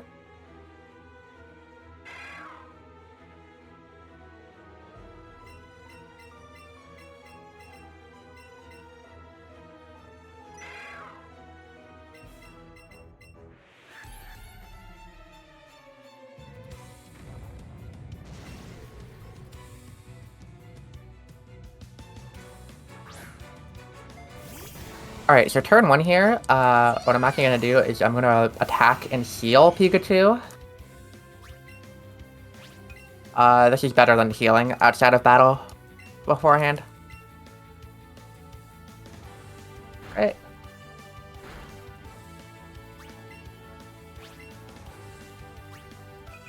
One of the interesting things about these, like, support trainer battles is that, like, when I'm using, like, player 1's turn, I have to use the first Joy-Con.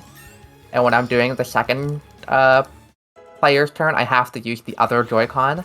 And so, like, switching between them can sometimes be difficult. I'm pretty sure,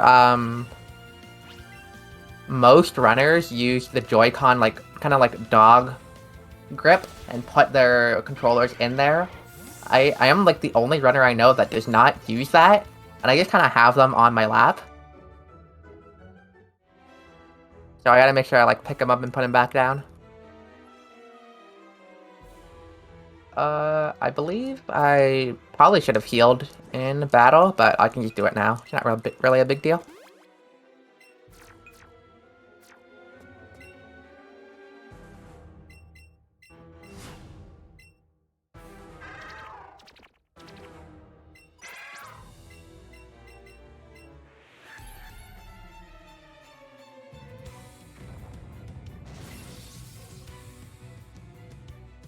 We have a super nice strat for this fight that makes it so that we are pretty much not at risk for dying.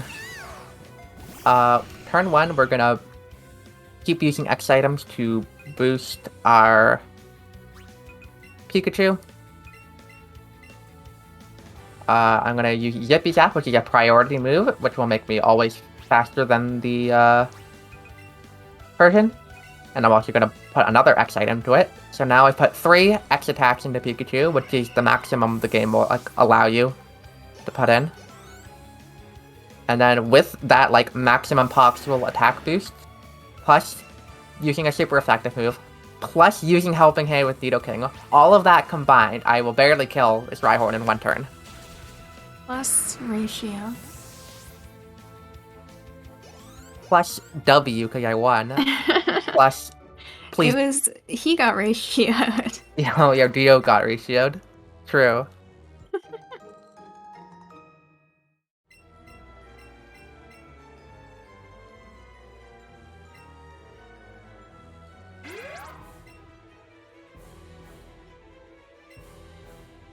Alright, I'm gonna head on out.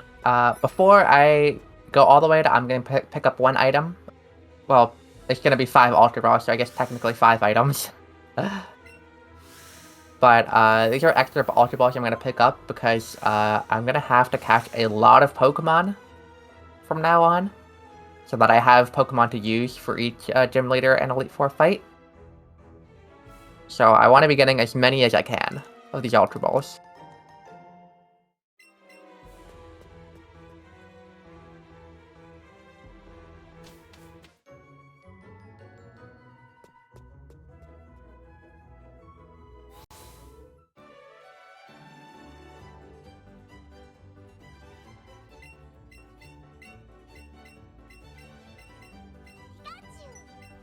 Okay, so here's the secret technique that kind of replaces Fly. I don't actually need Surge's badge to use this, which is really nice. It means that I can go back to Surge when I have much higher level Pokemon.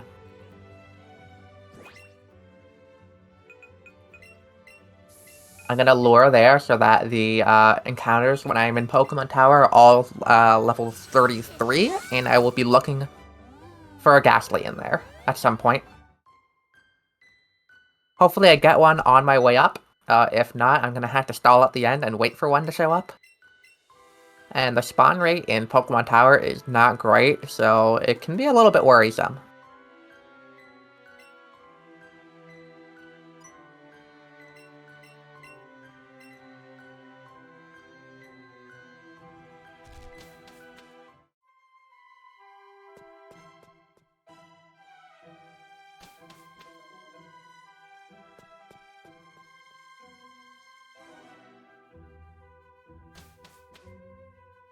So, things can start spawning on this floor upwards, so...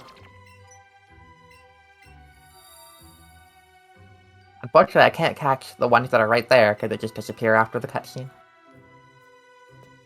Oh, we got one very quickly. That was very nice. So hopefully I have a Nana Berry to use on this thing. I do have one.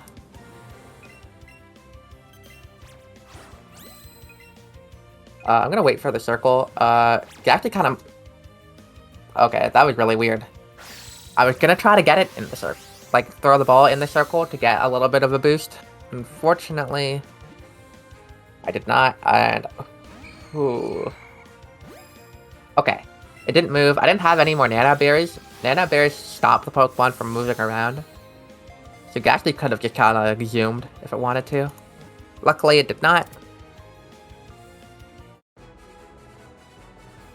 But because my Ultra Ball count is so tight, because I have to count so many things late game, any breakouts on things like this can be, can potentially be detrimental.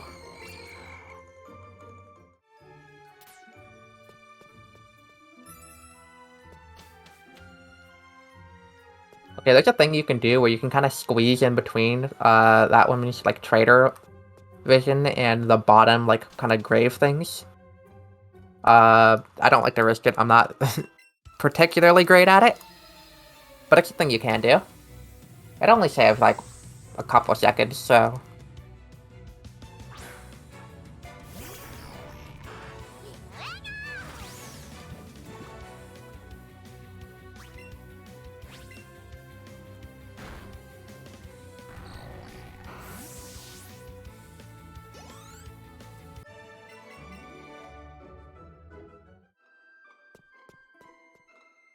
Here's the heal pad. It's really nice to get a free heal to your party.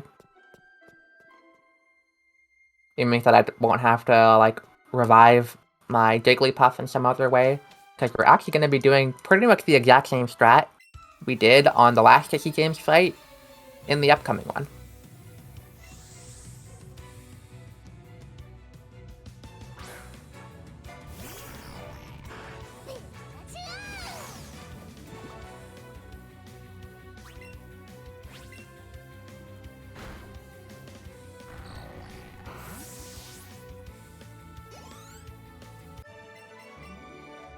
We're going to pick up these Great Balls. We're going to try to dodge this Ghastly if we can. Good. I'm also going to pick up this, a Hyper Potion for safety. Then touch the cutscene trigger. Cutscene triggers luckily like despawn all the Pokemon. Well, luckily in this case, because I won't have to dodge that Ghastly that spawned over there.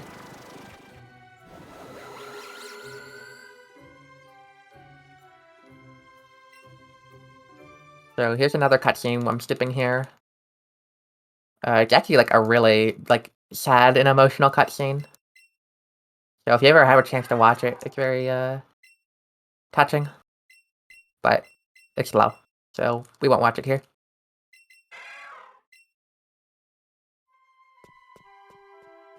Another rare candy here.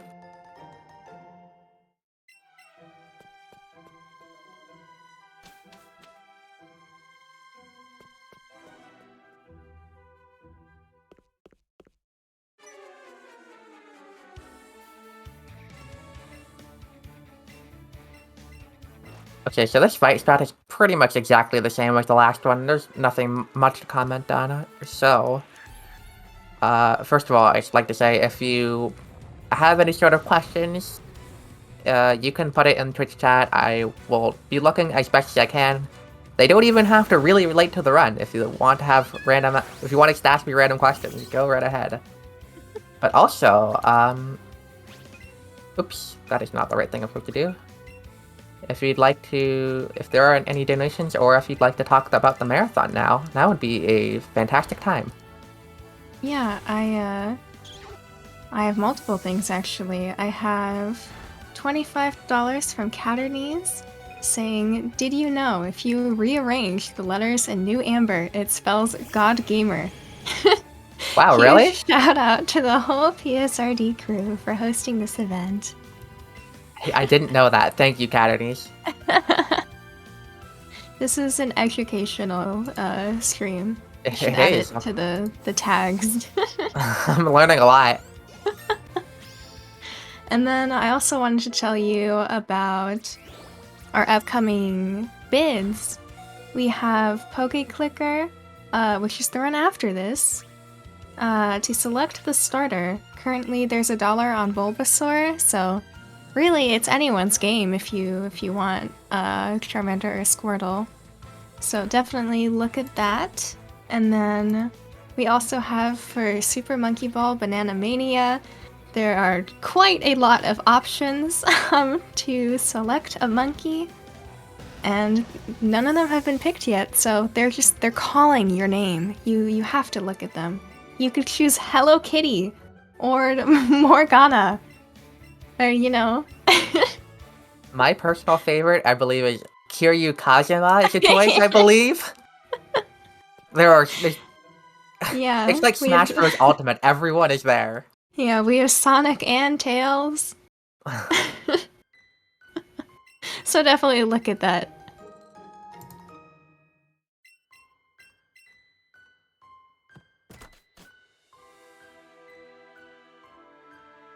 Okay, so here I'm gonna take out Pokemon I don't need in my party. We're actually done using Pikachu now, and Jigglypuff, and Nidoking.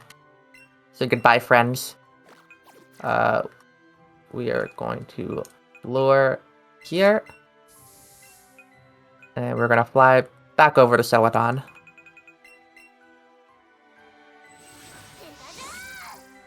Bacon grease asks, is mayonnaise an instrument?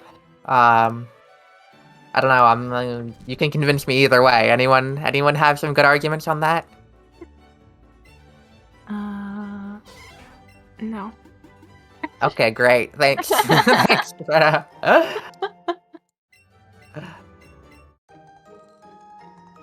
Oh, also, Catanese put 5 of those dollars into naming the Abra for Emerald. Naming it, I don't know how to read. Igor? However you want to say it. Look, here's the thing. I know a game where that name is pronounced Igor, okay? You never know these days. I think it's Igor. I think thank you, so, Catanese. too. That's a very, very good name. Thank you, Amoeba.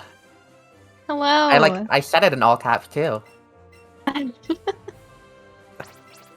It's the man of the weekend / also Friday.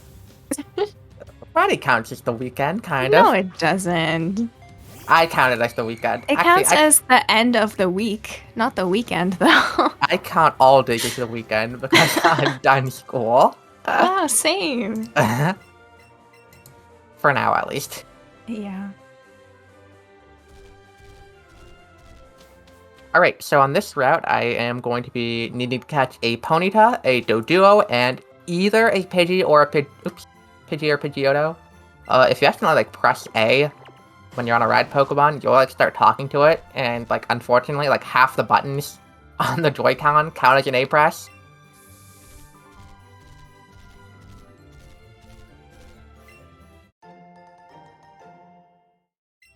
Oh, wait, there's something up there? Nope, I just made it up. I just saw a sign and just thought it was a Pokemon. Like, straight up. See that sign at, like, the top of the grass there? I just thought it was a Pokemon.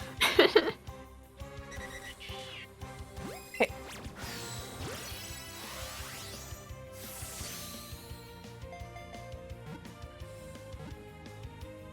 So there's Doduo.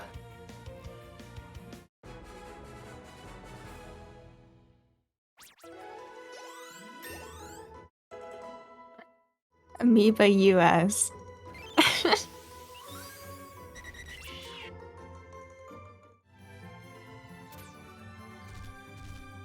Let me just shake that out for now.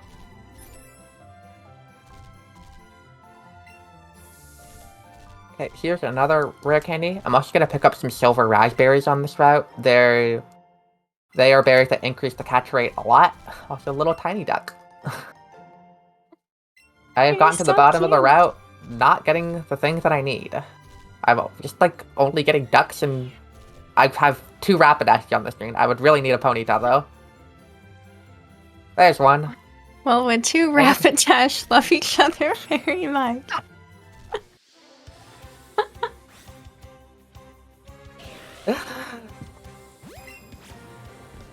I got excellent on a side throw. Okay, that's impressive. Gaming. Gaming. And I also saw a Pidgeotto spawn, which is something that I will also catch.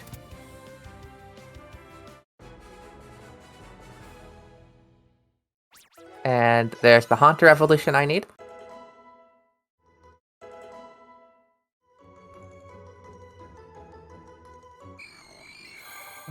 There we go. Thank you for the good luck, Court.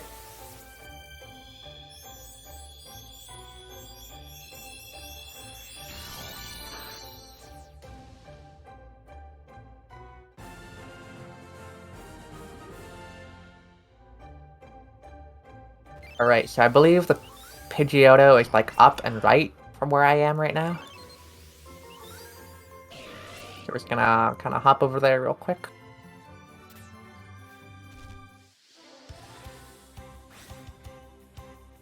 Do I have a Nana Berry? I have 1. Alright, this one's gonna have to count. Alright, got an excellent throw on a sad cat again. Yeah, when the Pokemon's like right in front of you, you can kind of just like shake your controller forward, and it's not really a it's pretty easy to get it to throw straight. But throwing to the side, you kind of have to do some like awkward movements.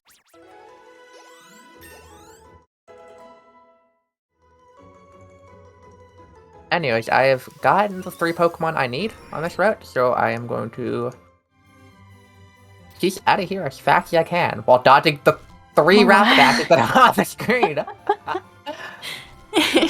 Alright. There's some more silver raspberries there too.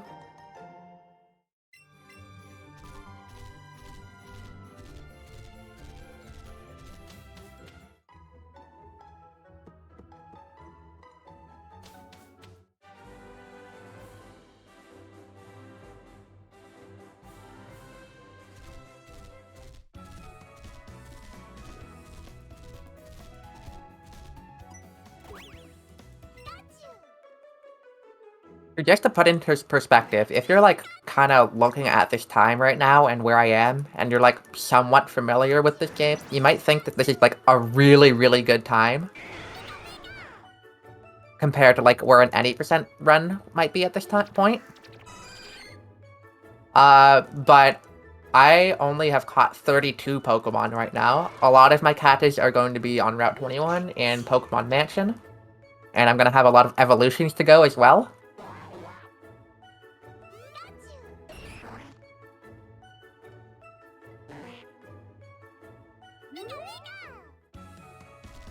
So from here on out, we're going to be seeing a lot of things a lot of differences between 80% and Baton Pass.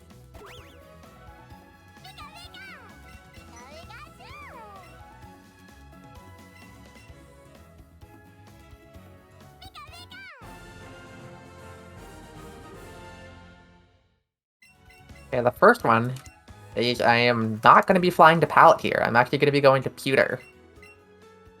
And that's because I need to pick up an item called the Old Amber. I can pick that up, and I will revive it in Cinnabar Island for Aerodactyl.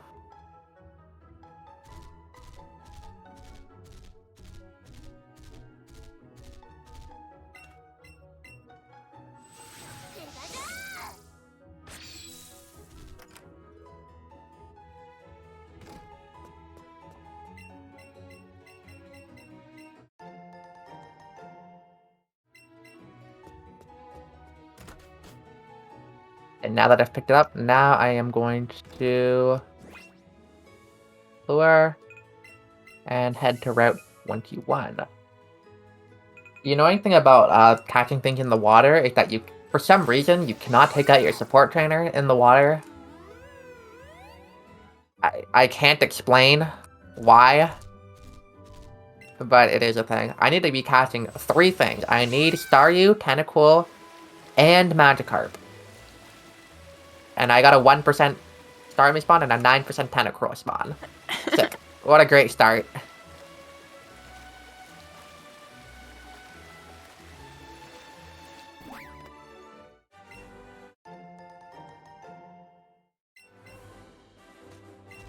Yeah, that's the reason is because Pikachu is the only one that knows how to surf. I have seen another Tentacruel before seeing anything else I need. Magikarp, okay.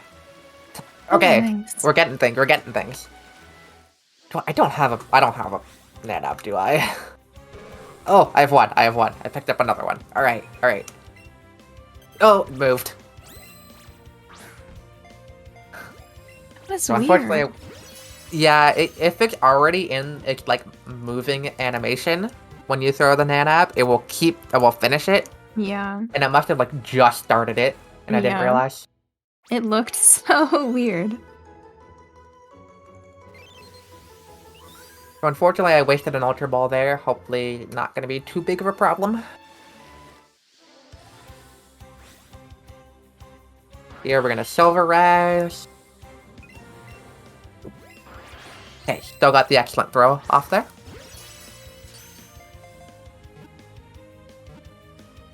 I got that first ball. Very nice.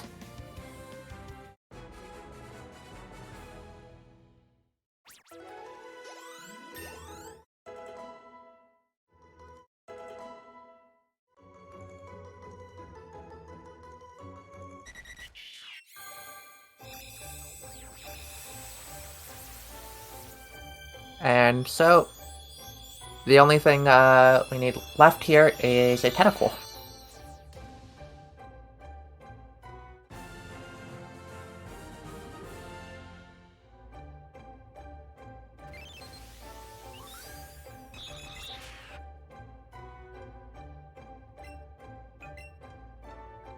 Yeah, there's a lot of really cool runs going on today if you look at the schedule that just got posted in chat. And a lot of it is, like, not Pokemon. So if you like seeing a variety and learning about a lot of different games, here's the spot for you. I need a Tentacle. And I am not seeing one.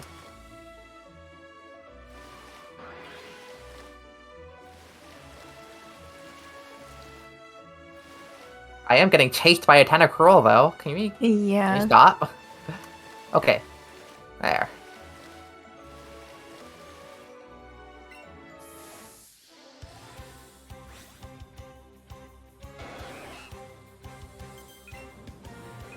Okay, I'm gonna Silver Rise it. And then I will try to time a throw. There. And then hopefully that should be, like, very likely to get in. Nice.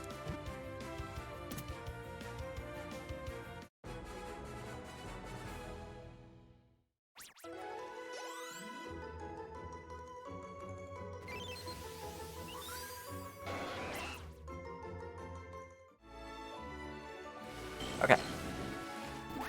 And now it's gonna be the time. This is the Pokemon Lab. It kind of like the TARDIS. It's like way bigger on the inside than it looks on the outside.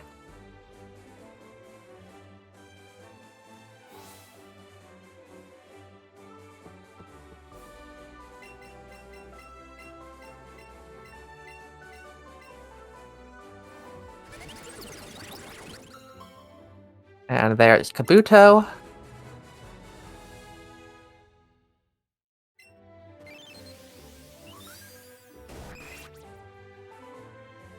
And here is Aerodactyl.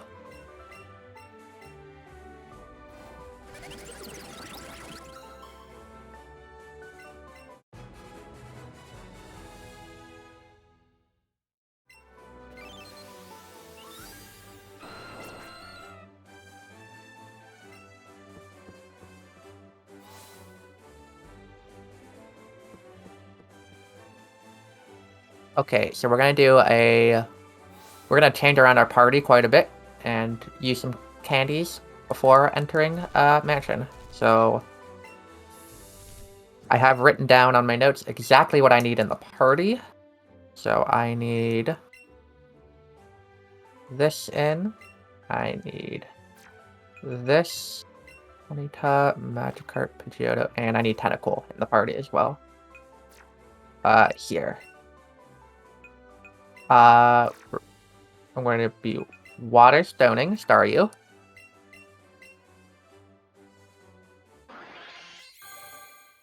And then I'll be using some rare candies on Starmie and 1 or 2 on Aerodactyl, depending on its stats.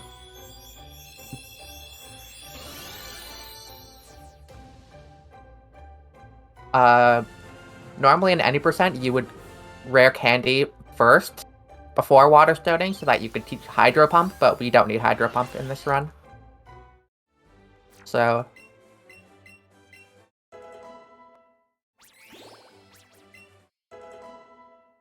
Hey, let's take a look at its stat. 116. Okay. That's good enough that I don't need to use a second rare candy on Aerodactyl. So in here, I'm going to be looking for Rattata, Grimer, and Magmar.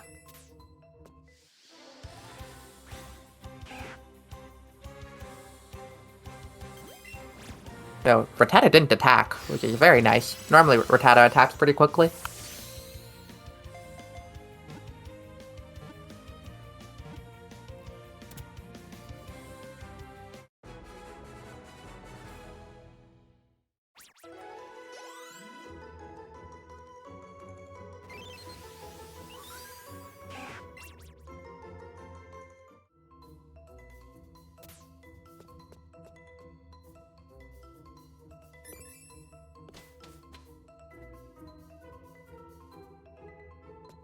I am not seeing things spawn, which is kind of concerning. Hopefully we can get some stuff up here. I'm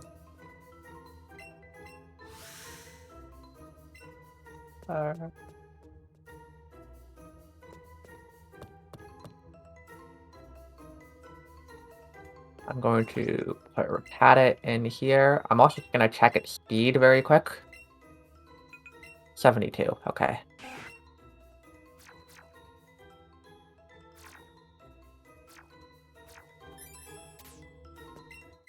I'm not getting Grimer or Magmar there was pretty unlucky.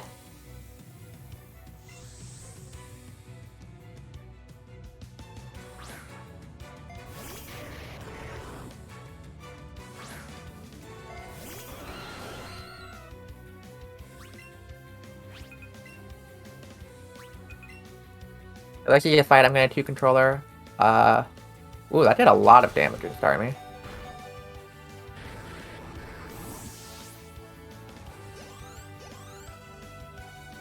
That Electrode can be scary. I usually want it to target Aerodactyl, but it's fine if it targets Starmie as long as it doesn't crit or paralyze.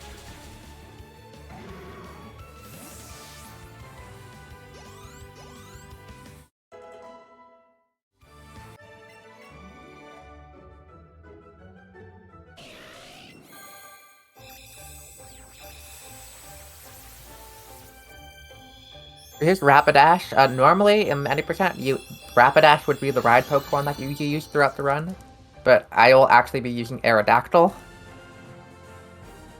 They're both just as fast as each other, so... And it's better, I want to be keeping Aerodactyl for a fight pretty late in the game, so... That's why I'd rather have it.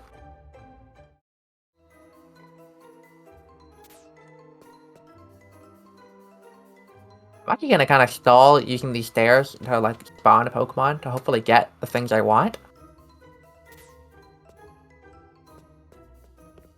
Because this is... worse luck than normal.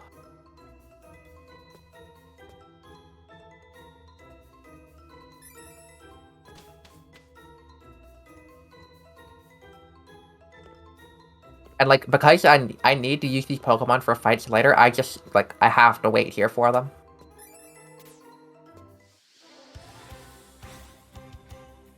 Okay, Grimer usually attacks pretty quickly, so I'm gonna wait for it to attack first. Or it's gonna keep jumping. That can happen too.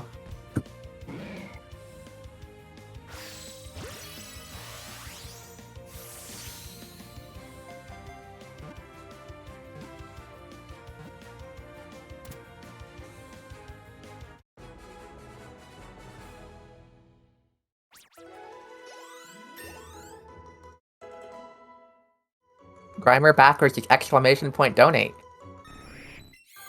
So true.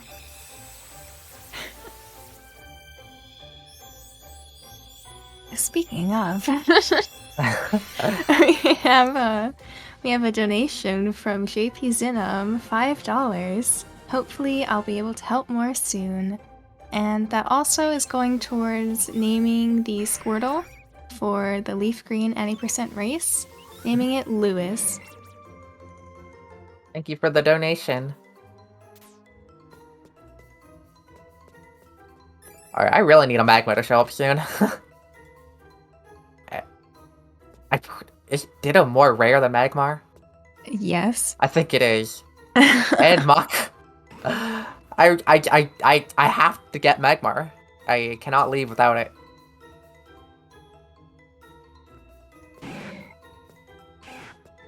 This is somehow worse than my practice run, where I had a similar thing happen, except it didn't take quite this long.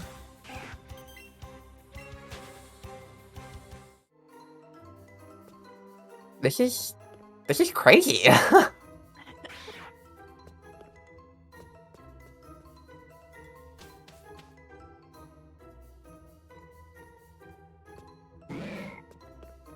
Oh, what was that over there? Another Grimer.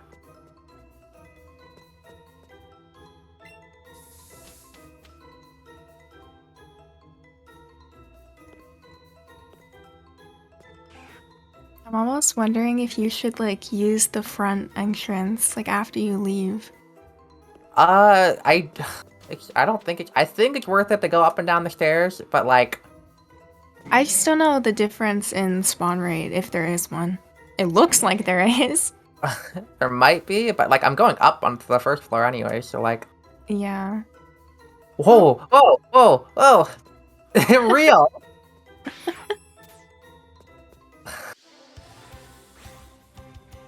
Thank you, Groucho. That was all you, by the way.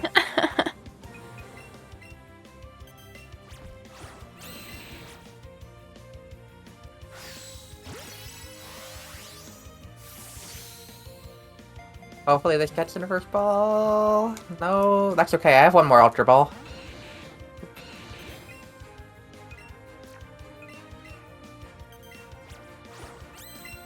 It did not center for some reason. Alright, just get in. just stay. Oh, Lord. Oh, okay.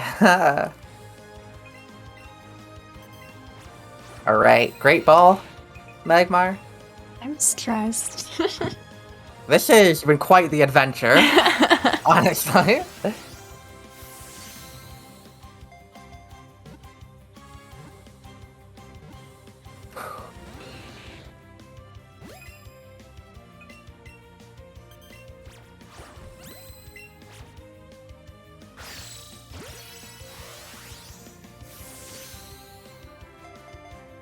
For reference, I've never seen like anything close to this bad before, in regards to trying to get something to spawn. This is ridiculous.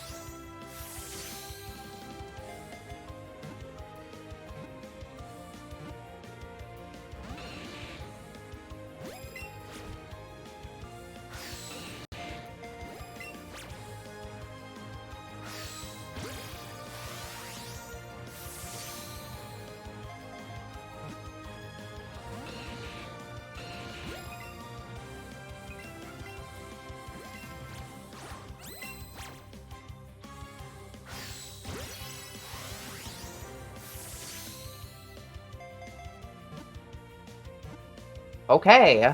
We're free. Only took like 7 balls. We're free from this pain. For like reference, I have done a lot of like catch-em-all tile categories.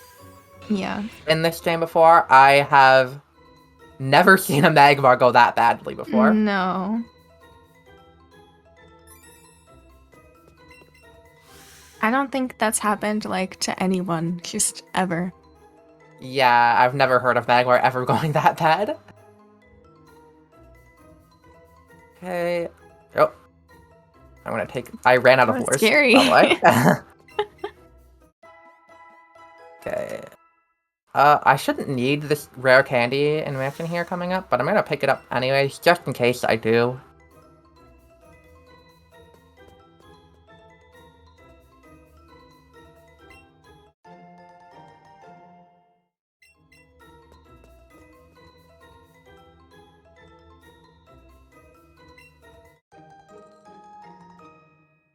Okay, we're gonna swap Tentacle to slot 1.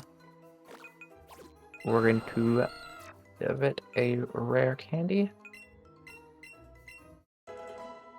Evolve it to Tentacruel.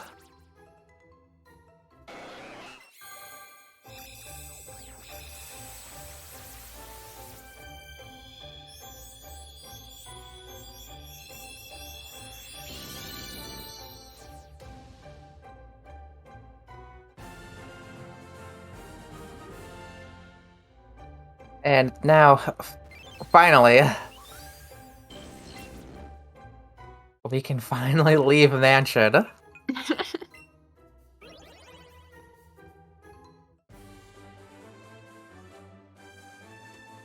Okay, and I will be using this Tentacruel for the Blaine fight.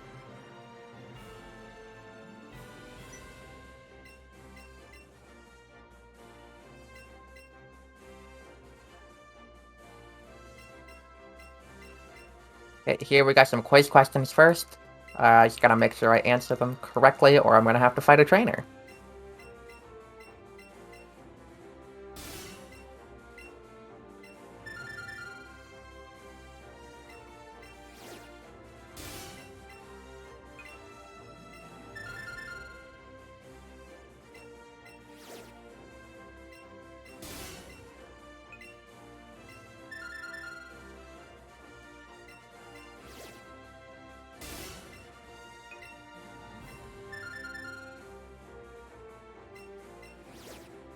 Right. Answered all the questions correctly.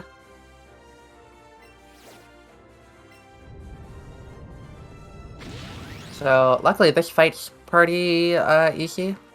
I'm gonna feed a few X items into Tentacruel, and then I'll be using Surf.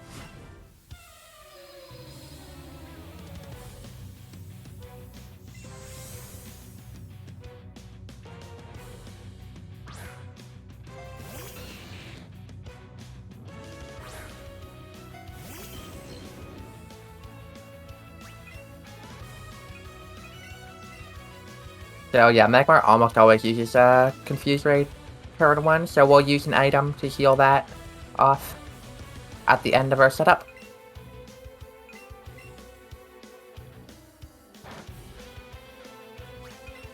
Right here.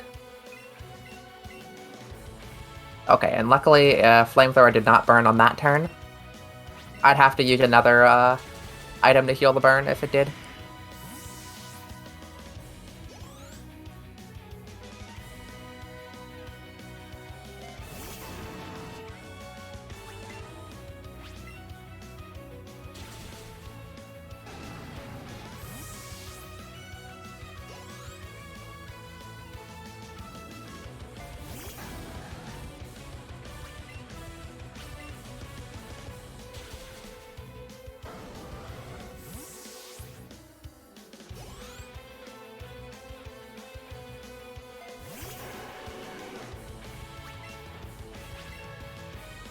Alright, and we're through.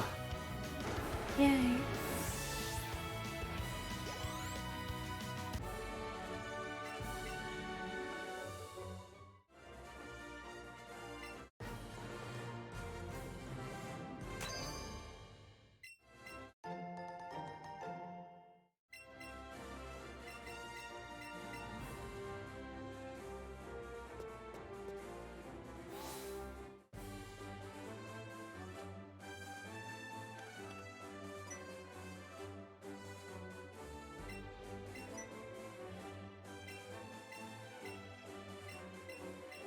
Okay, and now finally we're gonna go back to a lot of the gyms that we skipped earlier.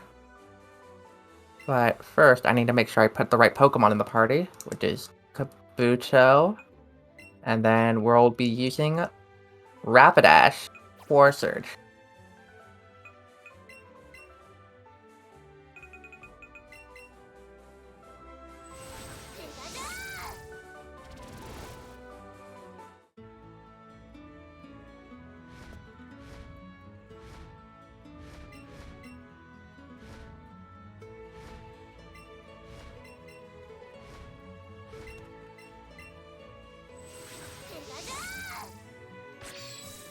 So luckily in this game, the trash can puzzle is always set. I don't need to, like, roam around the gym forever guessing.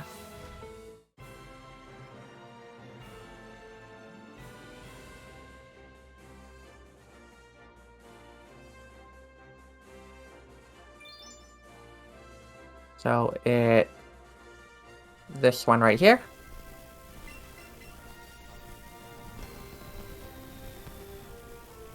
And then this one right here.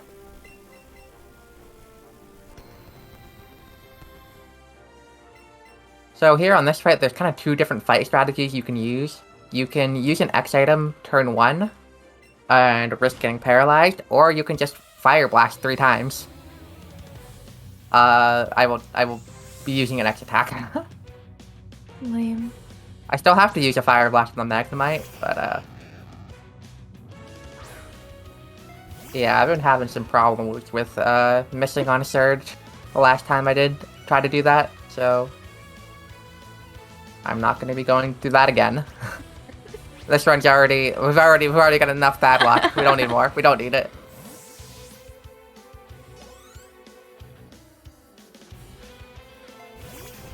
Yeah, we can only have like so many traumatic events in one run. That's how I'm feeling.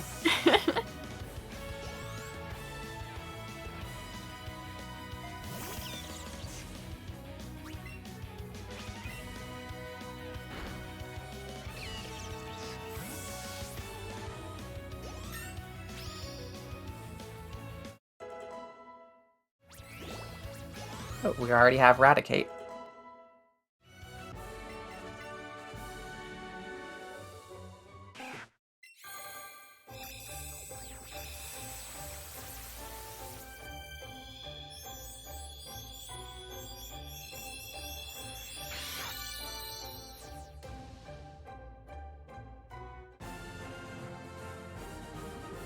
And just to remind everyone what Baton Pass is as a category, this is a category where I have to use a different Pokemon for every single gym leader and Elite Four fight. So now that I've used Rapidash on Surge, I cannot use Ponyta or Rapidash on any other of those fights.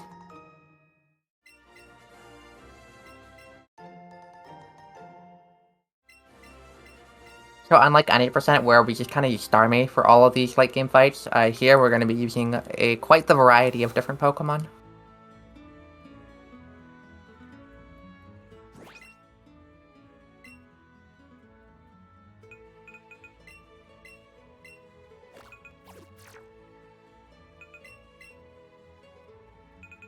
So next up we'll be going to Erica's Gym and we'll be using Pidgeot.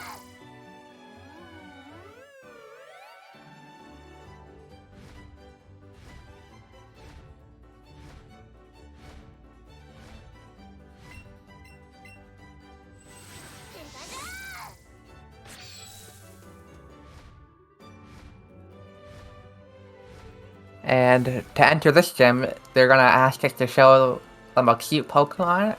Let's see which is the cutest in my party right now. Definitely Kabuto.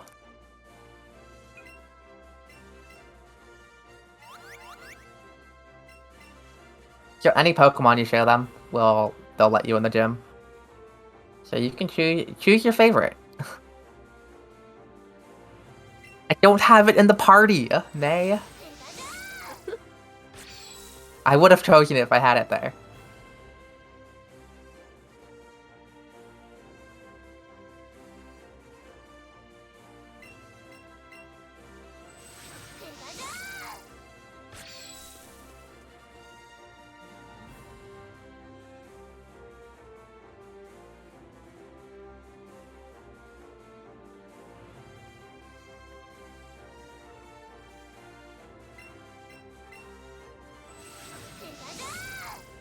So even though, like, a lot of these, like, trainers, like, look like they should be able to see you, their, like, sight lines are super duper short for some reason.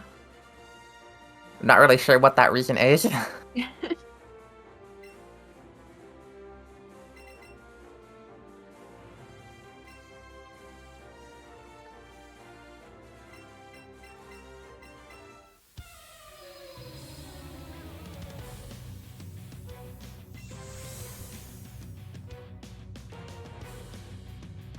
This fight is another one where we're a decent bit higher level than what we're facing. So it's pretty easy. I'm gonna use one X special, and then we're gonna use air slashes. Air slashes are 95% accurate, as you have clearly seen.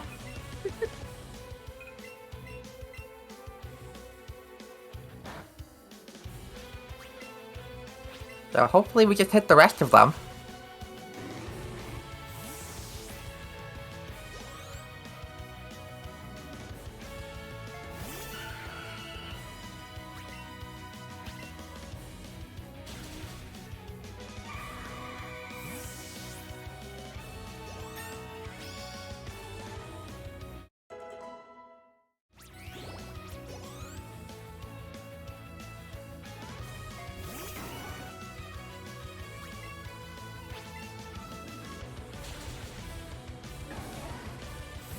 Alright.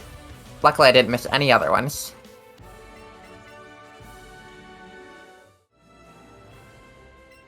So now I'm going to be heading over to Silphco and getting through the plot there so that I can eventually fight Sabrina.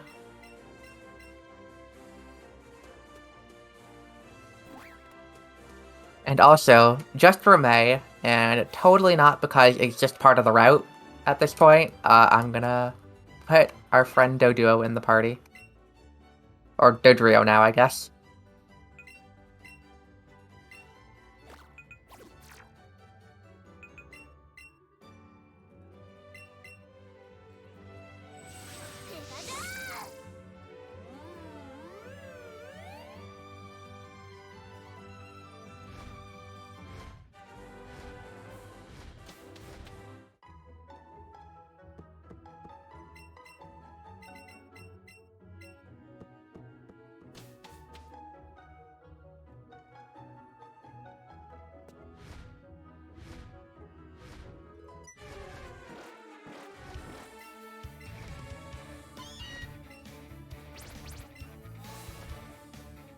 Here we got a nice little cutscene with Jesse and James.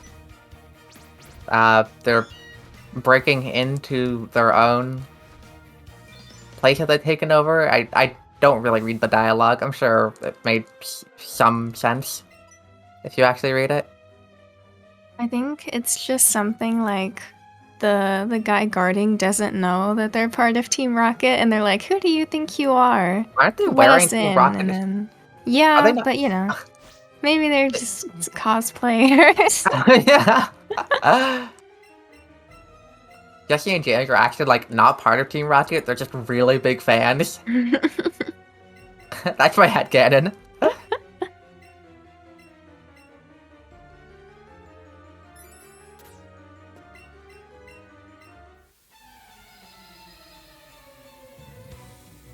Here's another fight where we're gonna be kind of using the two Pokemon we have, and we're gonna have one of them defeat one Pokemon and the other defeat the second. So I'm going to use Aerodactyl to take out Executor. And then coming up next will be a Charizard that I'll be using Starmie for.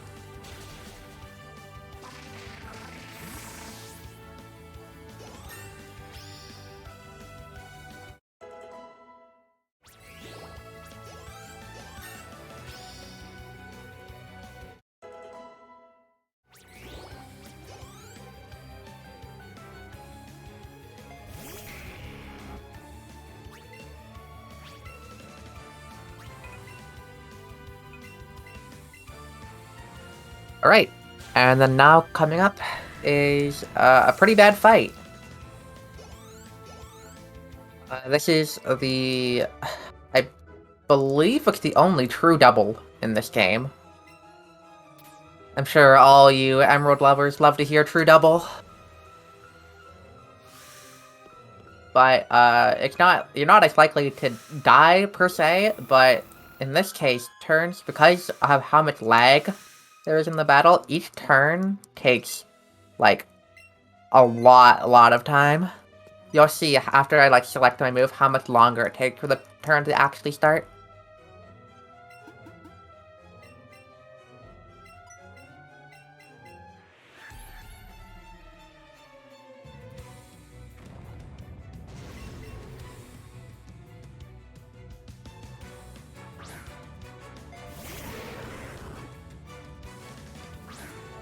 So, alright, I have selected my move now. We're still here. We are still here. Okay. I got Thunderbolt turn 1. That is... can be good? Sometimes? Probably not in this case. My special defense is awful.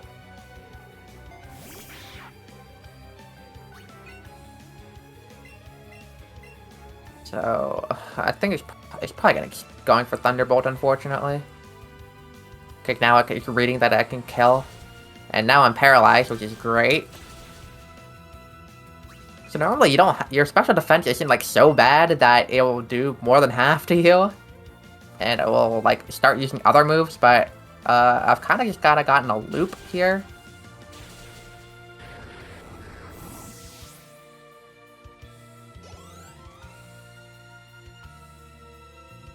So what I am going to do, I'm going to Hyper Potion here, I think.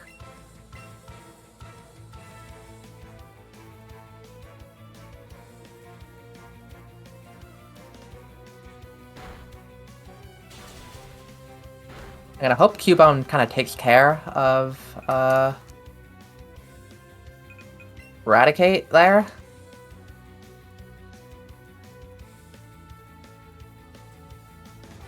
Oh, okay. That's still okay. So now I'm gonna take out Weezing. Eradicate will probably try to Sucker Punch me, but it should be fine.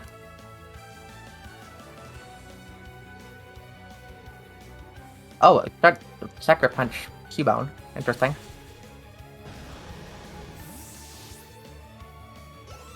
Alright. And now I'll just have to take out the Golbat with Psychic. For getting like so many Thunderbolts on this fight, it actually turned out to be somewhat okay by the end.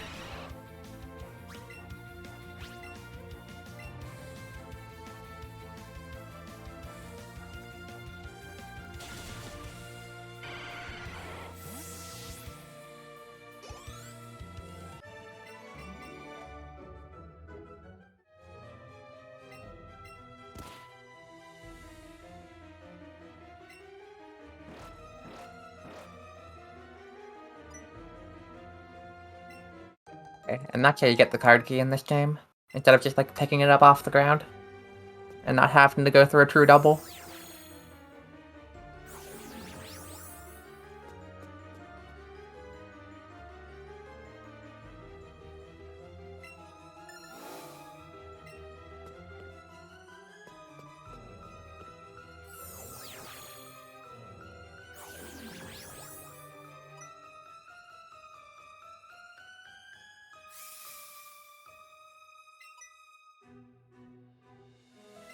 So now it looks like Archer's gonna try to fight us again, but our good friend Eshi will step in and help out. So we can keep moving forward. And right here is the last of the Jesse James fight. Because we have a Starmie, this one's like way easier than the other ones. I don't really want to jinx it, but if Starmie gets paralyzed here, that is, not good. Okay, it might be a problem if Aerodactyl also gets paralyzed, so I'll have to think about it. Oops. I meant to be Psychic.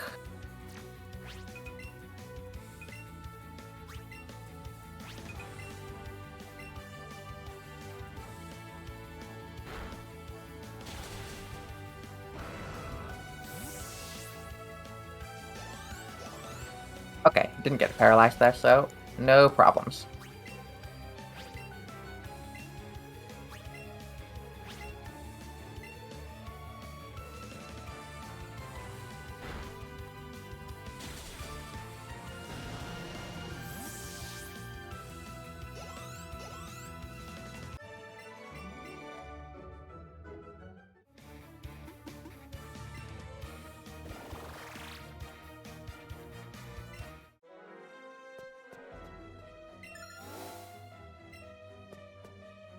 Okay, and here's the last fight of Silph Co, Giovanni. This fight's pretty straightforward. It's pretty much the same as the 90% fight, where you just use one X item and then sweep the rest of his party.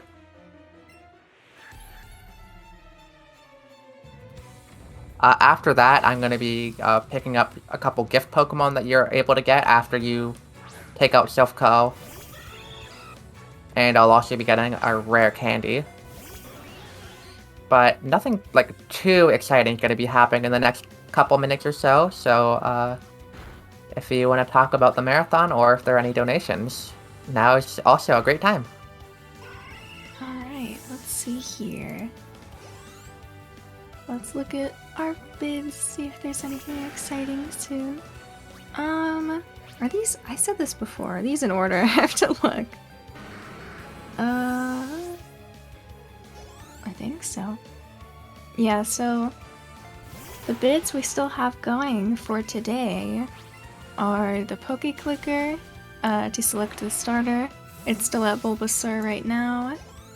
And then Monkey Ball with our 50 billion options.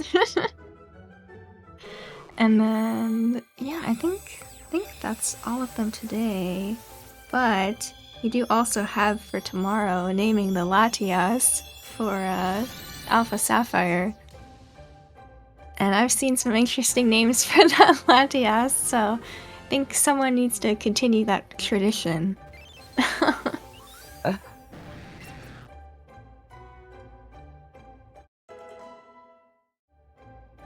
Also, I think there's a big donation incentive for the end. I think it's like a $1,000 incentive for Amoeba to do a blindfolded run to Roxanne. Yes. That we sounds already have 95 in there. So Ooh, nice. That sounds like super exciting. I'm yeah. definitely gonna try to catch that. I don't know exactly how late that is for me though.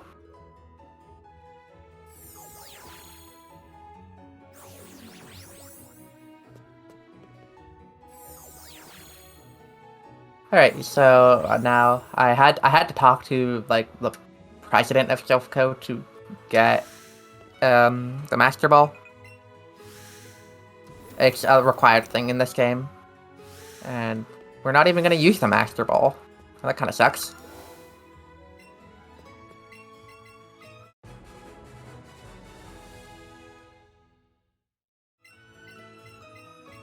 Okay. So there's one of our gift Pokemon Lapras, and we're gonna get a Porygon outside after a small cutscene.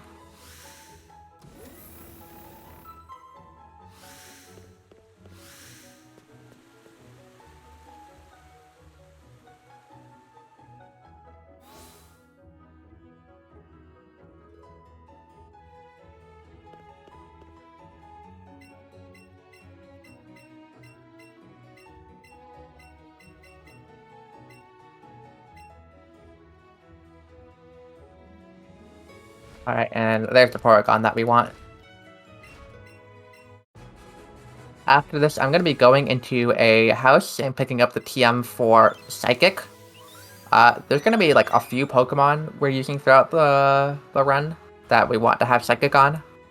So just a really quick and easy TM. And look how little this guy talks to.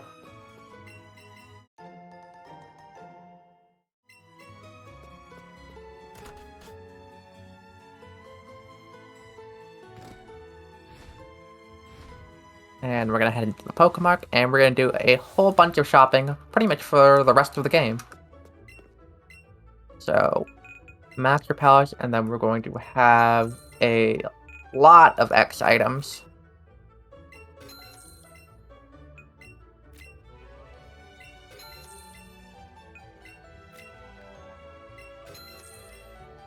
I don't actually need 11 of a lot of these that I'm buying, but it's faster to just hit right once to go to 11 than to scroll up to the actual like specific number that we need.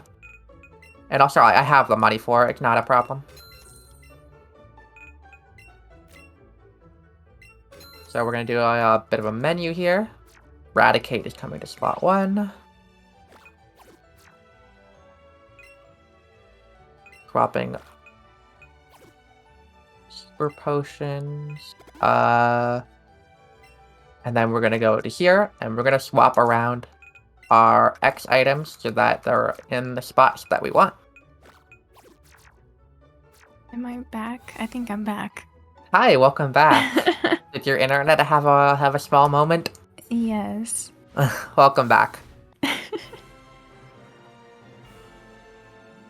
Alright, so the requirement to get into this gym is to have a level 45 Pokemon. Or at least a level 45 Pokemon. We have quite a few, so it's not a problem.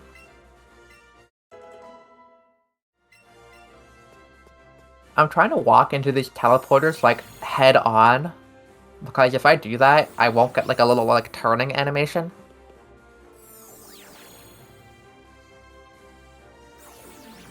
Yep, so I got it there. I didn't get, like, a little turning animation. Oh, I got the turning animation there.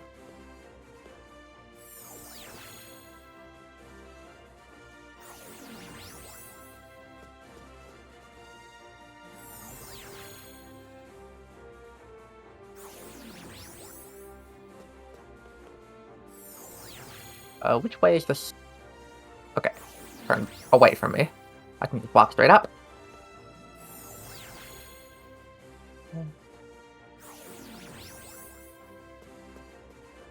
Okay, and this is gonna be the first of many fights in the end of this run that I'm gonna save for.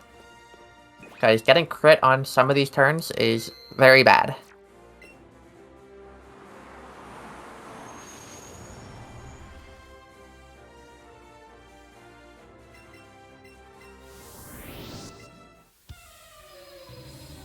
So I'm gonna have to do a real complicated strat because my Raticate is gonna be slower than Jinx at the next speed. Or maybe hopefully maybe I can get Reflect turn 2 here. Basically, we want to be killing Mr. Mime when Reflect runs out so that it doesn't try to set it up again. Okay, we like to see that. Reflect turn 2. That's really good. So that's 2x attacks. 3x attacks. I'm going to X speed. Okay. Now I'm gonna heal. And now I will crunch. So if I let Reflect turn 1 there, that means I wouldn't have enough time to X speed on Mr. Mime. And it means that I would have had to do this like really weird setup on Jinx so that I could not die to it.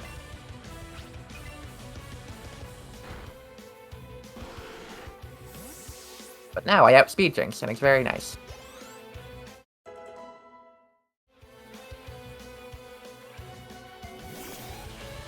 So I can just crunch this, crunch Alakazam. And that'll be the end of that fight.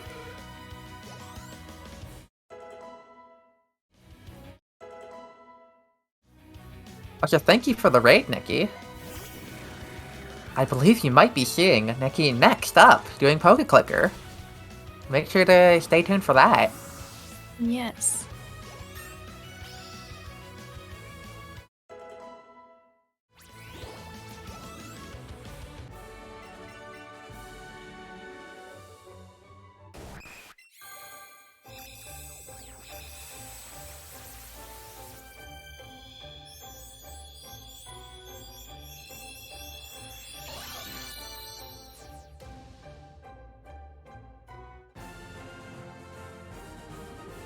Okay, so once we get through this evolution and head out of the gym, I'm going to be doing another large menu. I'm going to be putting Haunter in my party, and I'm going to be using that pretty shortly. And I'm also going to be teaching a lot of TMs to different Pokemon in my party. Those are just moves that I want to have for their fights.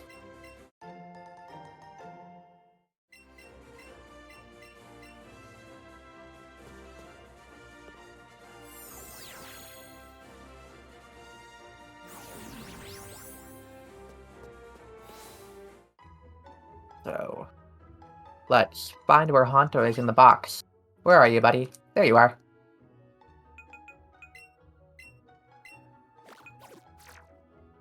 It's Scald to Starmie. We're also going to be teaching Scald to Gyarados.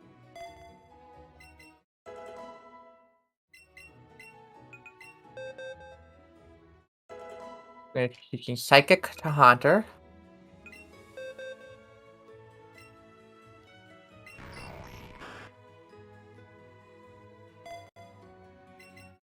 And Thunderbolt to Starmie.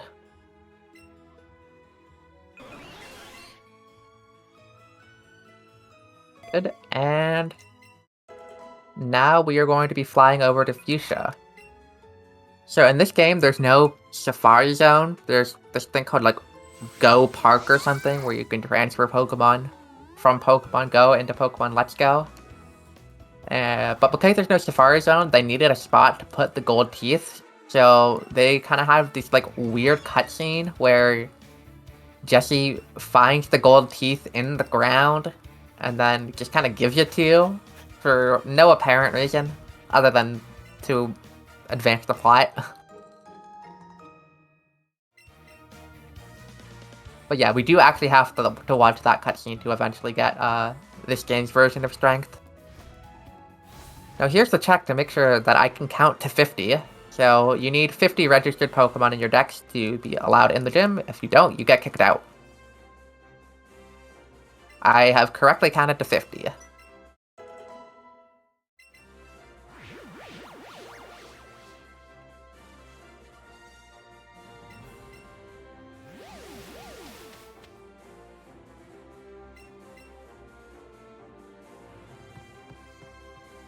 Alright, so here's the Caden fight. Pretty much the same as any percent. It has Protect, it has Minimize, it has Toxic, and hopefully you just kind of get a good combination of moves where it doesn't become a problem.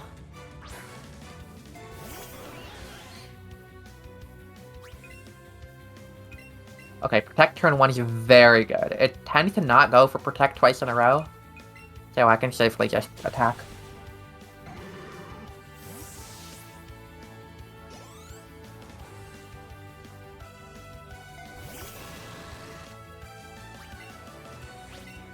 Okay, Beedrill almost always protects, so that's not too surprising.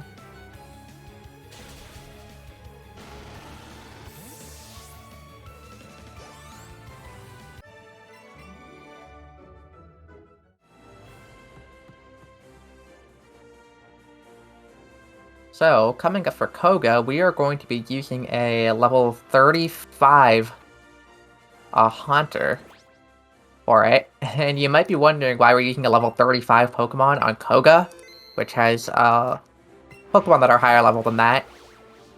But Haunter is a poison type, which means Weezing can't poison it. And that's super nice to have something to set up on that can't get poisoned.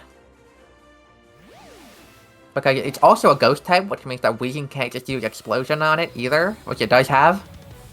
So it can pretty much only use, what does it even have? It's some sort of poison move. It doesn't do that much damage.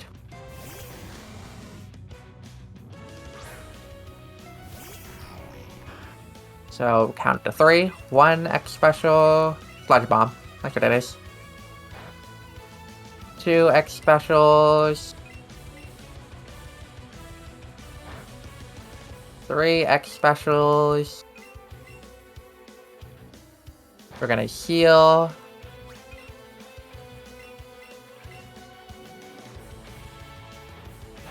We're gonna X Speed. And we're gonna Psychic.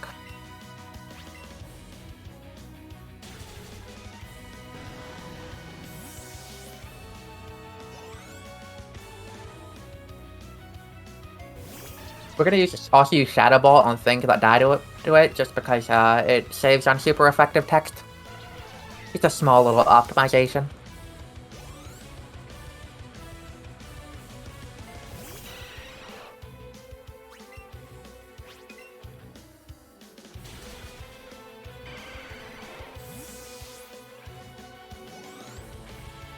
I think I accidentally used Psychic on Golbat. Yeah, I did. I was supposed to use Shadow Ball, but it doesn't really matter.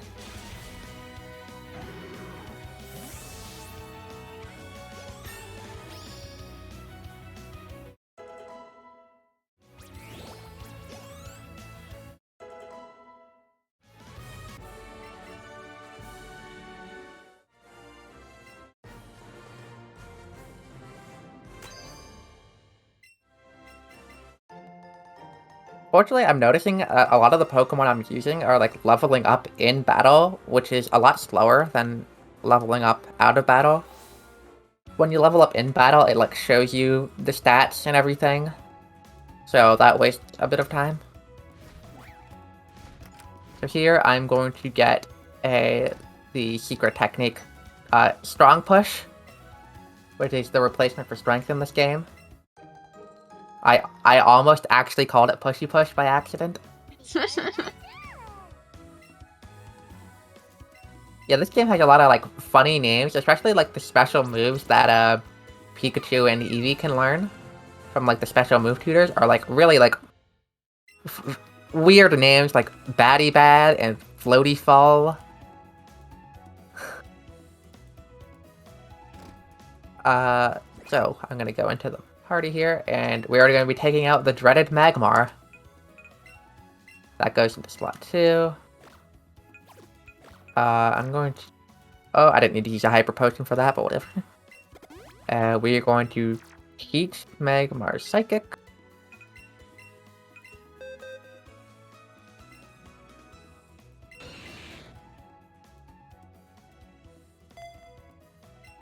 We're gonna max Repel, and we're pretty much gonna keep up that Repel for the rest of the run. And now we're gonna head over to Viridian City to do the final gym.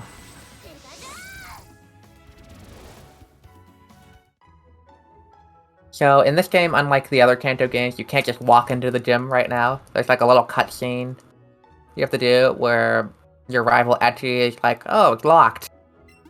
We gotta figure out how to unlock it, and then you gotta go talk to Professor Oak, and then Blue's there too, and then you leave the building, and there's another cutscene where Pikachu goes to look at the flowers, then you have to ride all the way back up to Viridian City, and then finally you're allowed to enter the gym. So if you have anything you want to talk about, Greta, now's a good time. Let's see here. I have so many tabs open. But yeah, let me tell you about what we're raising money for. So Amoeba UK is one of our team members, and also just a really big name and figure in PSR as a whole, because he's wonderful and everyone just like adores him, as they should. And recently he was a victim of a burglary where they stole a lot of his stream setup and games, consoles, all that type of stuff. And as I'm sure a lot of us know, that adds up to quite a bit of money. So we are doing our part here the best we can to raise some money back and try to get some of that stuff back for him. So if you can donate anything, it would be very, very appreciated. Amoeba has been just like nonstop going off about how like this is so nice of everyone to put this together. So let's keep doing this.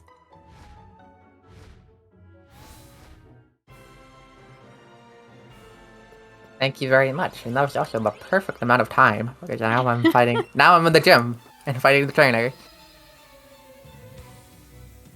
Pretty much here, there's a lot of, like, even it's supposed to be a ground gym, and we get a Nita Reno to start, which is not a ground type, don't worry about it. We're pretty much just using super effective moves here in this gym, at least for the gym trainers.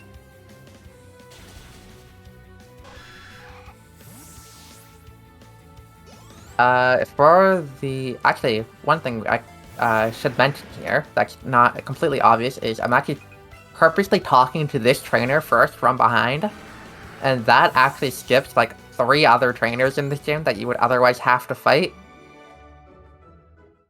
Okay, so I'll mention it again after we do this next fight here, but normally if you let that trainer walk up to you, it would block off the spinny pads that you need to get to the end, and you'd have to go like all the way around to get back to that spinny pad. Here we're gonna use we're gonna cheat. I mean take out our second Joy-Con just to one-shot this fight. This thing has a Mega Horn, and we are not gonna one-shot this Nidoking.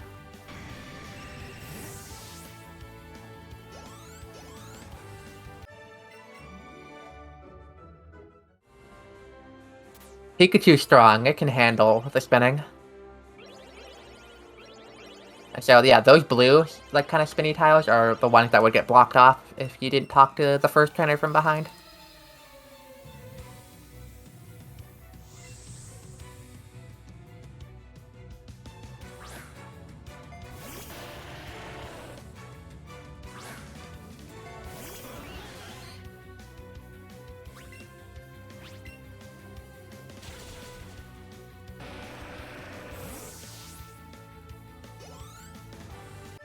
Okay, so for the Giovanni gym fight, oh yeah, spoilers, it's Giovanni.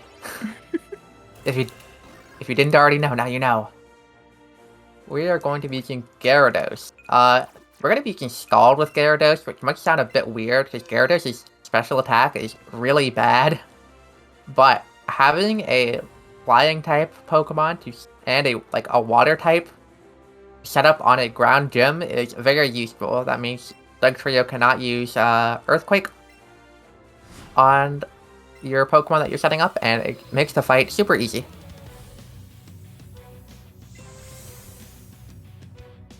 As long as you don't get crit on the wrong turn, which is why I saved.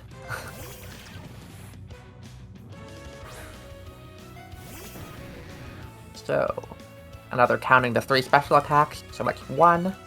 It really likes to use Sucker Punch, which does nothing on the setup turns. But it can also use Slash. That's 2. That's 3. That's an X speed. We're gonna Scald.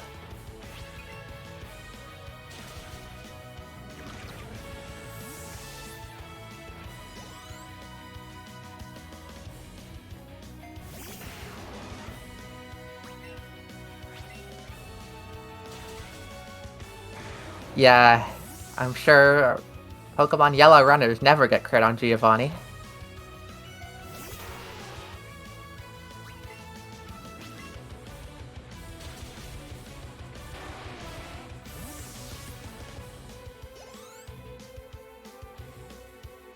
What category is this? This is Baton Pass, so I have to use a different Pokemon for every Gym Leader and Elite Four fight. Which is why I'm like kind of swapping around Pokemon and using different kinds so much.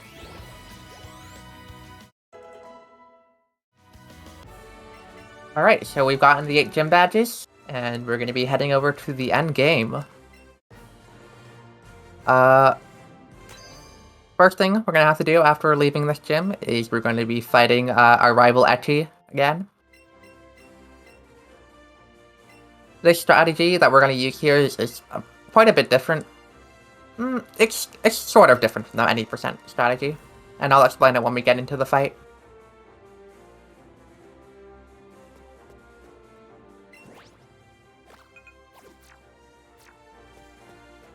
Oh, that's a very good question. Do you use the same list of Pokemon for each run, or is it whatever you catch? I use the same list every time. I think there are technically, like, potential routes. I had an old route that, I, like, used Tangela if I saw it, but I have since, made my route different to not need the Tangela at all. But yeah, it used to be a thing in an old route, but it's not anymore.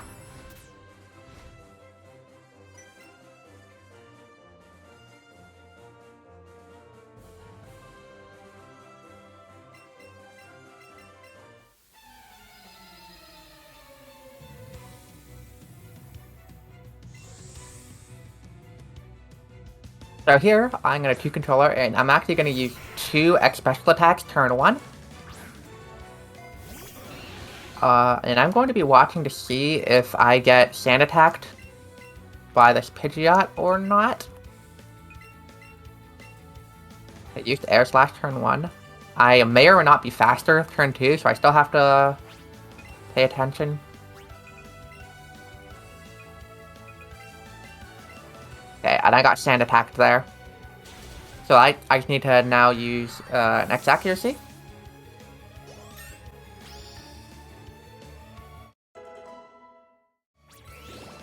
Actually, you're the protagonist and the rival. You're just everyone in this run. So I should Scald. And then X accuracy.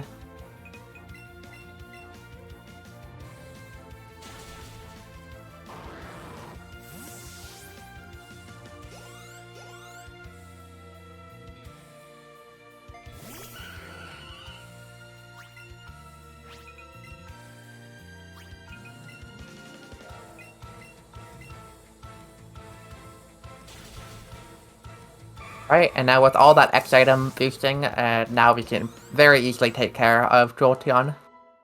Jolteon's a Pokemon that is like way bulkier than you'd think it would be. And also like completely destroys Starmie. So on the fights where like it has, on the rival fights that we're going to be doing, a lot of the setup is just to make sure that we can actually take out Jolteon easily.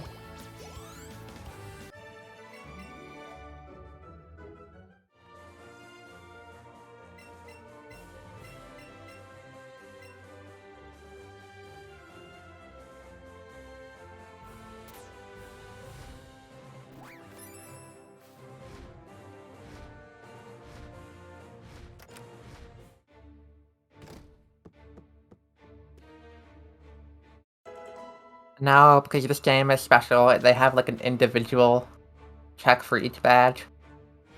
We're just gonna go up here. This person has an extra text box because we have Lieutenant Surge's autograph.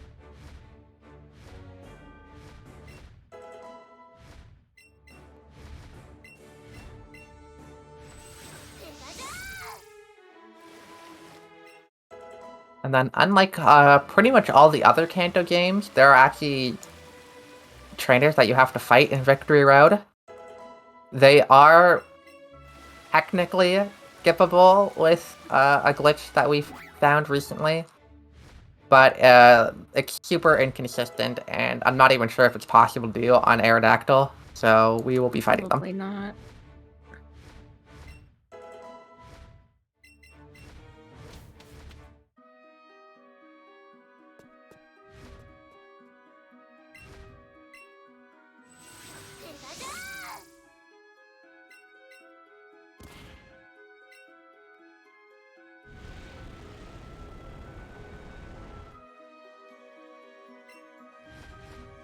Right, and for Naomi, Kangaskhan is a pretty dangerous Pokemon for Starmie, so we're just gonna take out second controller. Why don't they just check all 8 at the door? I don't know, they tried that in Sinnoh and it didn't seem to work, so maybe they want to do something different.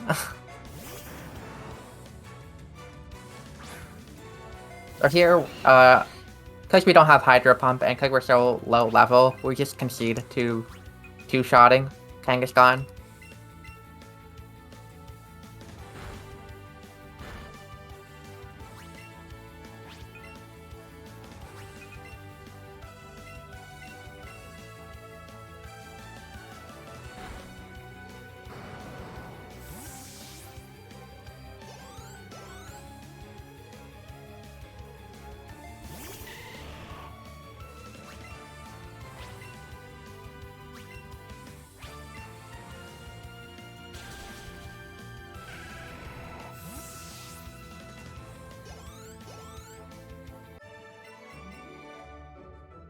Alright. You have to be careful of the spinner right here, because he can see you when he's looking left.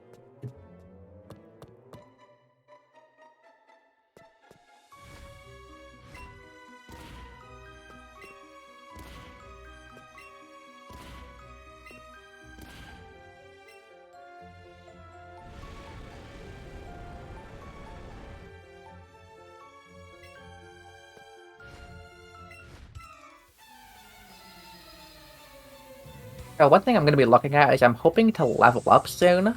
I really want to see where my stats are right now to plan for the last trainer here.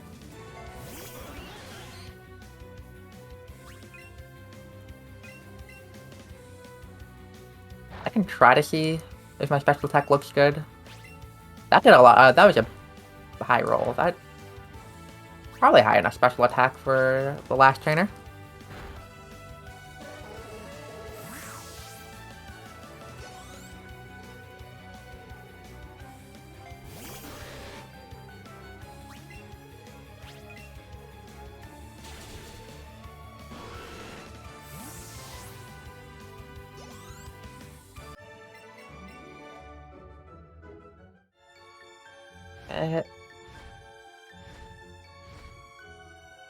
Alright, so unlike the other Kanto games, in this game, when you push boulders, you have to press A every single tile that you push it.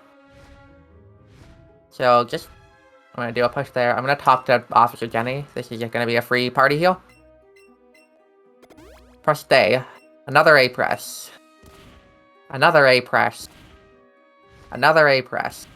Another A press. Feeling like a Gen 1 Mount Moon manipulation here.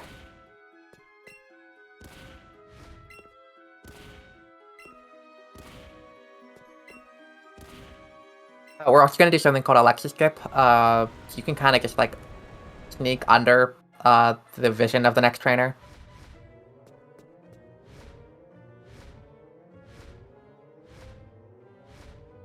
I do like a really safe thing where I just kind of like, oops, kind of do that.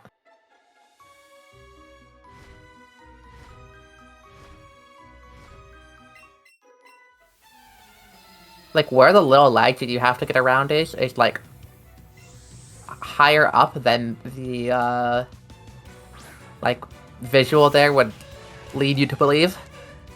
You get a little awkward.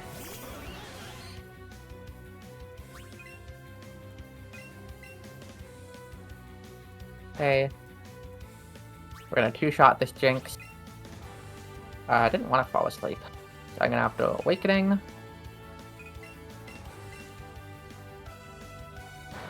I'm just gonna Scald here just to make sure that this Jinx dies, because I think it can kill me from here.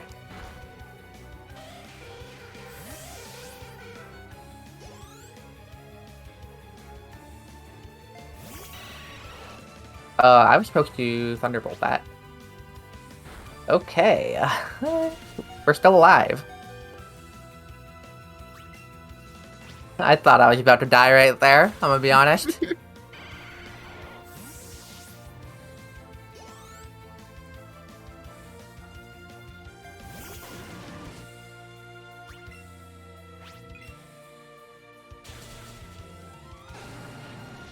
Also, really quick, we have $3 from Jordan97. The one and only. Thank you, Jordan.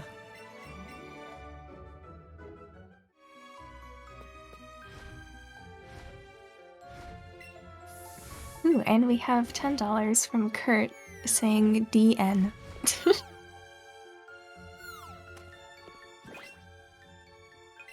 Thanks, Kurt. Is that your favorite ice cream flavor? I know that got asked in the chat.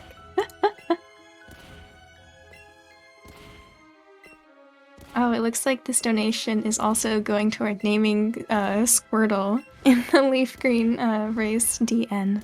Ah.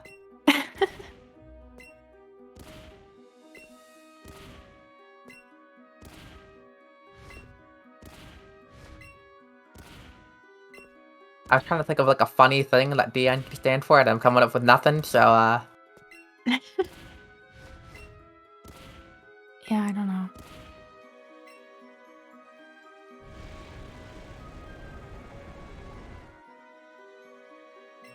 Okay, did I heal? I think I did, but I'm just gonna check. Yeah, I did. Okay, great.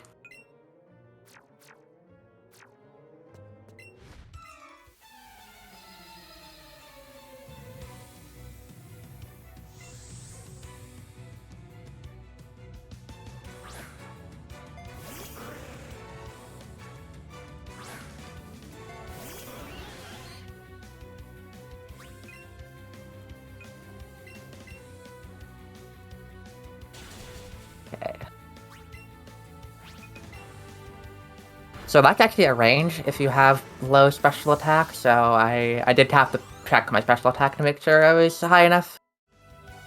To not get destroyed by that Lickitung, because it has Power Whip, and Power Whip does a lot of damage.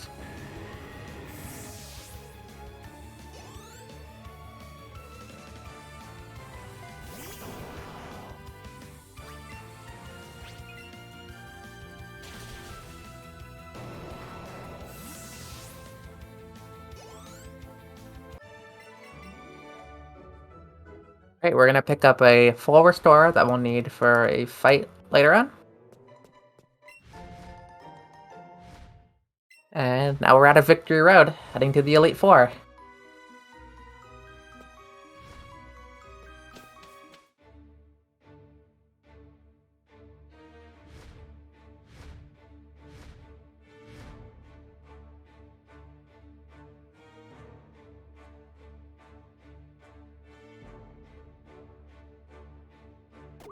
We get a nice little cutscene in this game where Pikachu just kind of stares at the Pokemon League, and it's like, yeah, that's the Pokemon League.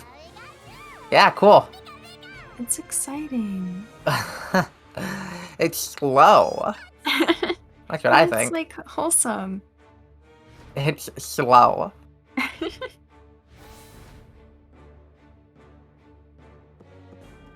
So we are going to put Grimer in over Gyarados. Like this. I'm also going to check the stats of some of these Pokemon. 103, 80, 103, 55, 87.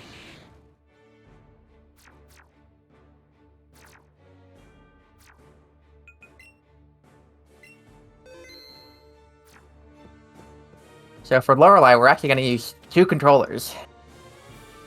And with 2 controllers, that means that I can't use Aerodactyl or Grimer or Mach on anything else.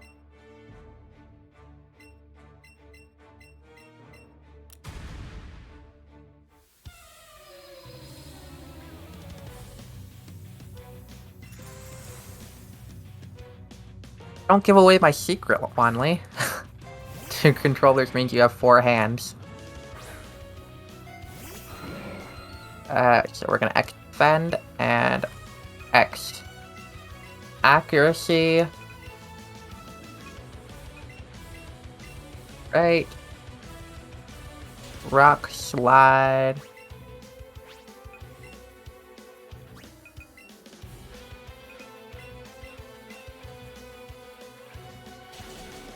Okay, so because I have Aerodactyl and Grimer as my second Pokemon out, Jinx could always come out second, which is really important because I don't have enough like attack boost to KO other things that could come out. So X attack, and now I have to pay attention because these last 3 Pokemon, because I have 2 Pokemon out, they come out in a random order. Cloyster, because I can Rock Slide that.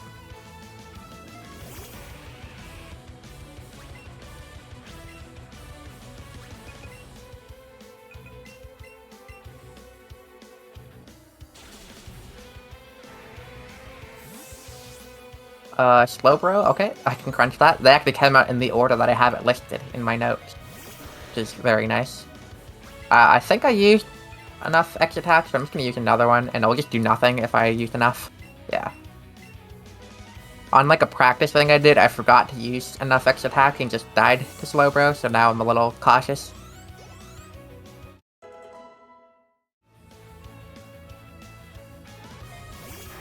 Okay.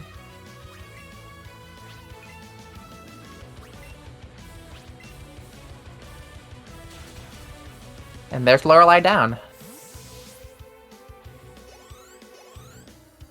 And we got 3 more fights to go.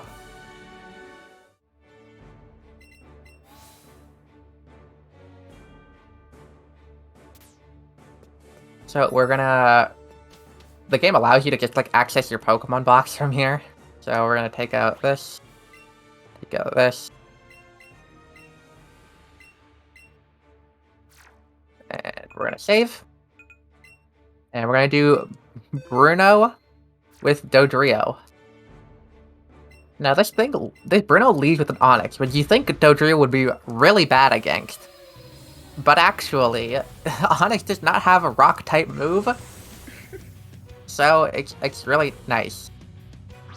It does have Iron Tail, though, which can lower your defense, and if it lowers defense too many times, it can become a problem, which is why I save. Also, if I crit, it can become a problem. Gonna X-Defend. Agility. Okay, we're gonna use 3 Swords Dance. 1, 2. Iron Tail can also misses pretty often. It's like 75% accurate or something. So we're hoping for some misses. I believe that's 3. Okay, we really need to not miss this jump kick or else it will die. And we got it. Nice. So now we just can drill peck the rest of the fight.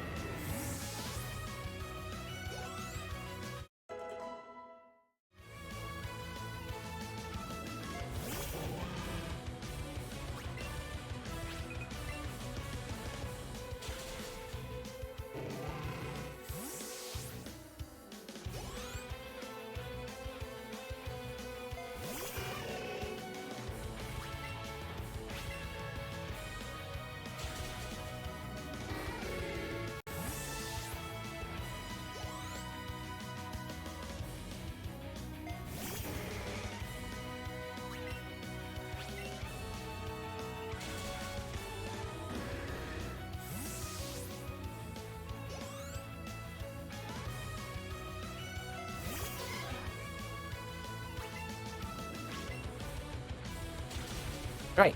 And that fight's done. And we have 2 more of the Elite Four fights to go. And both of them can be quite troublesome.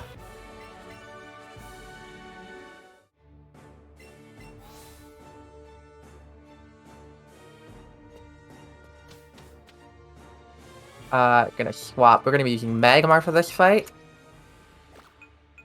Save. This is one of the fights where it is, if you get crit on, like, any of the setup turns, you're just dead. And, we have a lot of setup turns to get through. So, hopefully we don't have any major problems here, but it's a lot of setup turns, and you're like more likely than you'd think to get crit on at least one of them.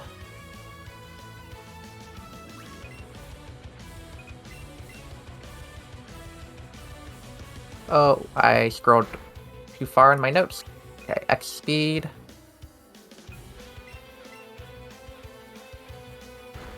X special 1.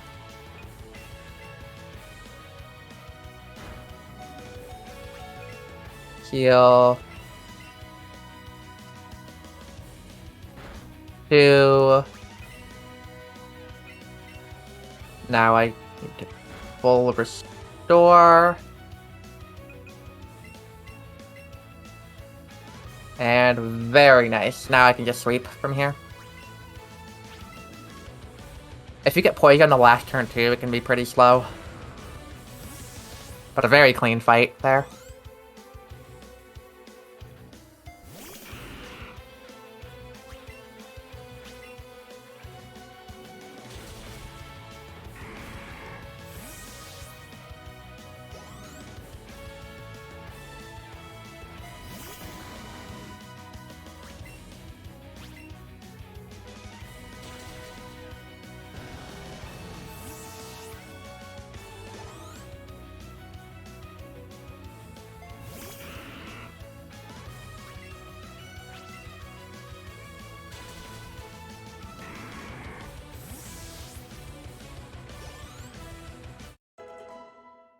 It's cool that if you're like really low HP, you have to worry about it using quick attack. Luckily, we're not in that position, so you can just safely KO it.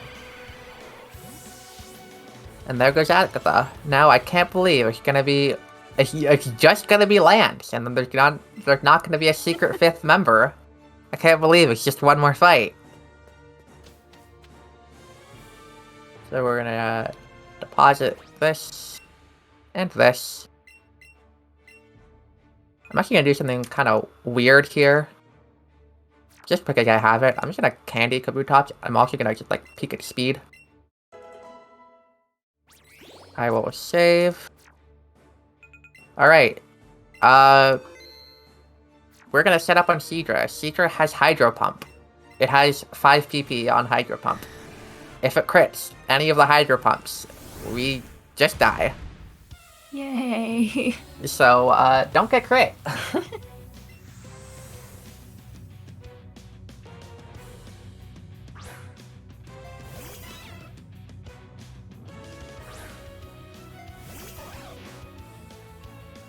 Okay, that's one X special.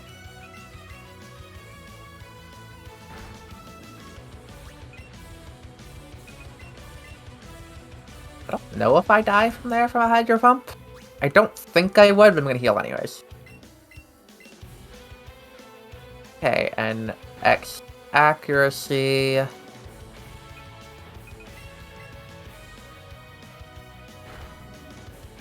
One X attack.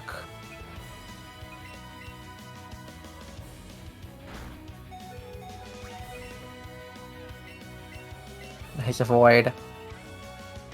2X attack.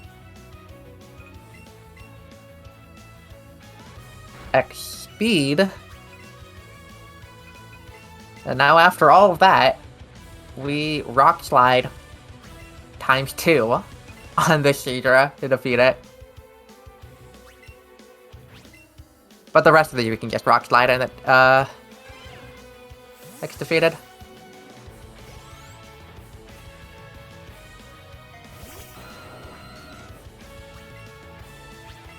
So another very nice fight.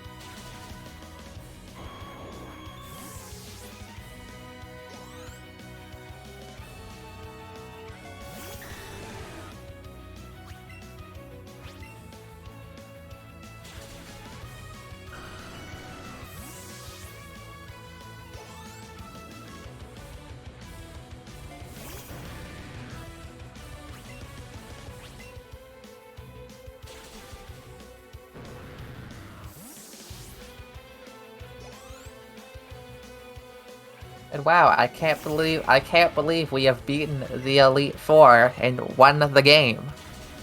I mean, we did beat the Elite Four. We True.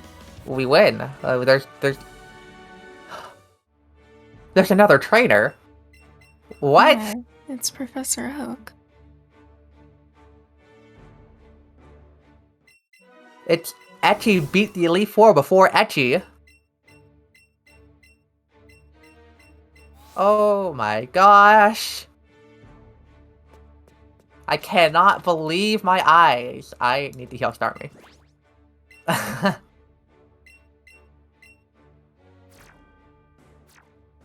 We got one more fight left.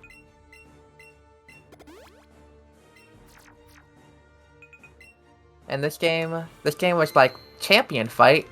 What if we just introduced Mega Pokemon? But also, what if we were smart and made the Mega Pokemon the first Pokemon? So anyways, yeah, this is, we're gonna be setting up a Pidgeot. We're gonna be doing something, a kind of a fun little strat here. I really enjoy it. So we're gonna be using 3X Special Defense, and, hopefully you should see what that's gonna do once we use 3.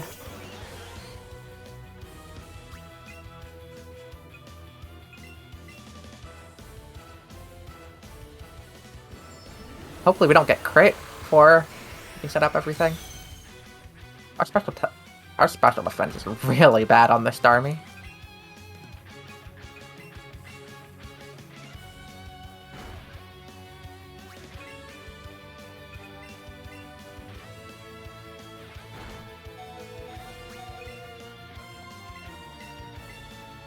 Okay. X speed. congrats on getting spam quick attack. Because I used 3 special defense, which means quick attack now does more damage. 1 X special, I need to use 3 total.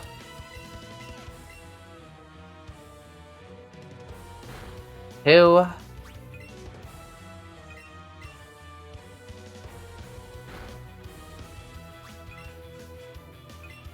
I'm actually going to heal because I think if quick attack crits, I die.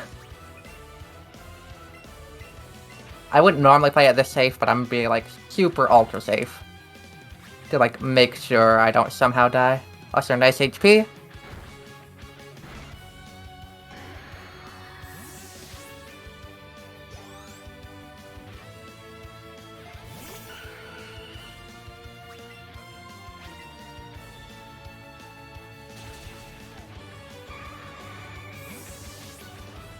Basically, went all the way to +6 special attack, and I'm level 50. I can one-shot this Jolteon.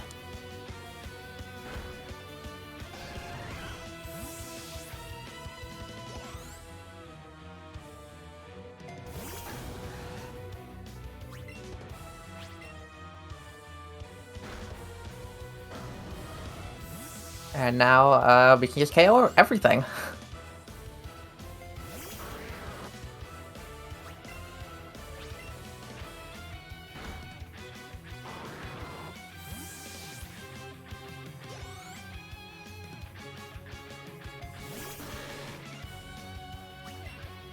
I don't want to admit that I almost accidentally used Psychic on Slowbro.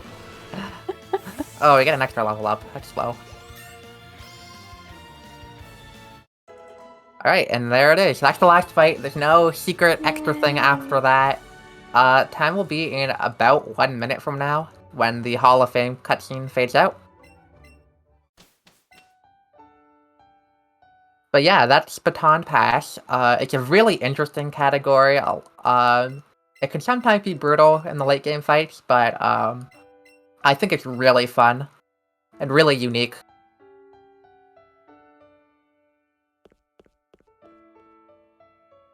If you're interested in running Baton Pass, I will make the notes I have public probably very, very soon, once I just, like, proof check everything.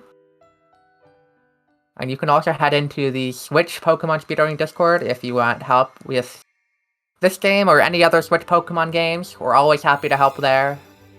Got a great team of people there, and time's coming up shortly, and time. Nice. Alright, shoutouts to Etchy. Happy birthday, Etchy. Yes. Shoutouts to Amoeba. Also, yes. Shoutouts to everyone who watched. Thank you for we got so many raids during this run. Thank you so much, like everybody. And let's see, is there anything else you think I'm missing, Greta? I want to read a donation really quick so we don't forget about it. Oh, go right ahead. We have $5 from OVGU Steph. Good luck and have fun, everyone. And please pet this cat. And there's like a little emoji cat thing. Thank you, thank you. Okay, yes, and that is really quick also. That's also going towards the naming for Pikachu, which sadly they've decided to call it Worst Starter. Didn't someone donate name Yes. Eevee Best? Oh. Alright, well, if you want to change that, make sure to donate. Yes, please change it. Anyways, I think that's gonna be it for me, though. So, thank you, everybody. And next up, I think, is Pokeclicker. With Kaguya Nikki. So get excited.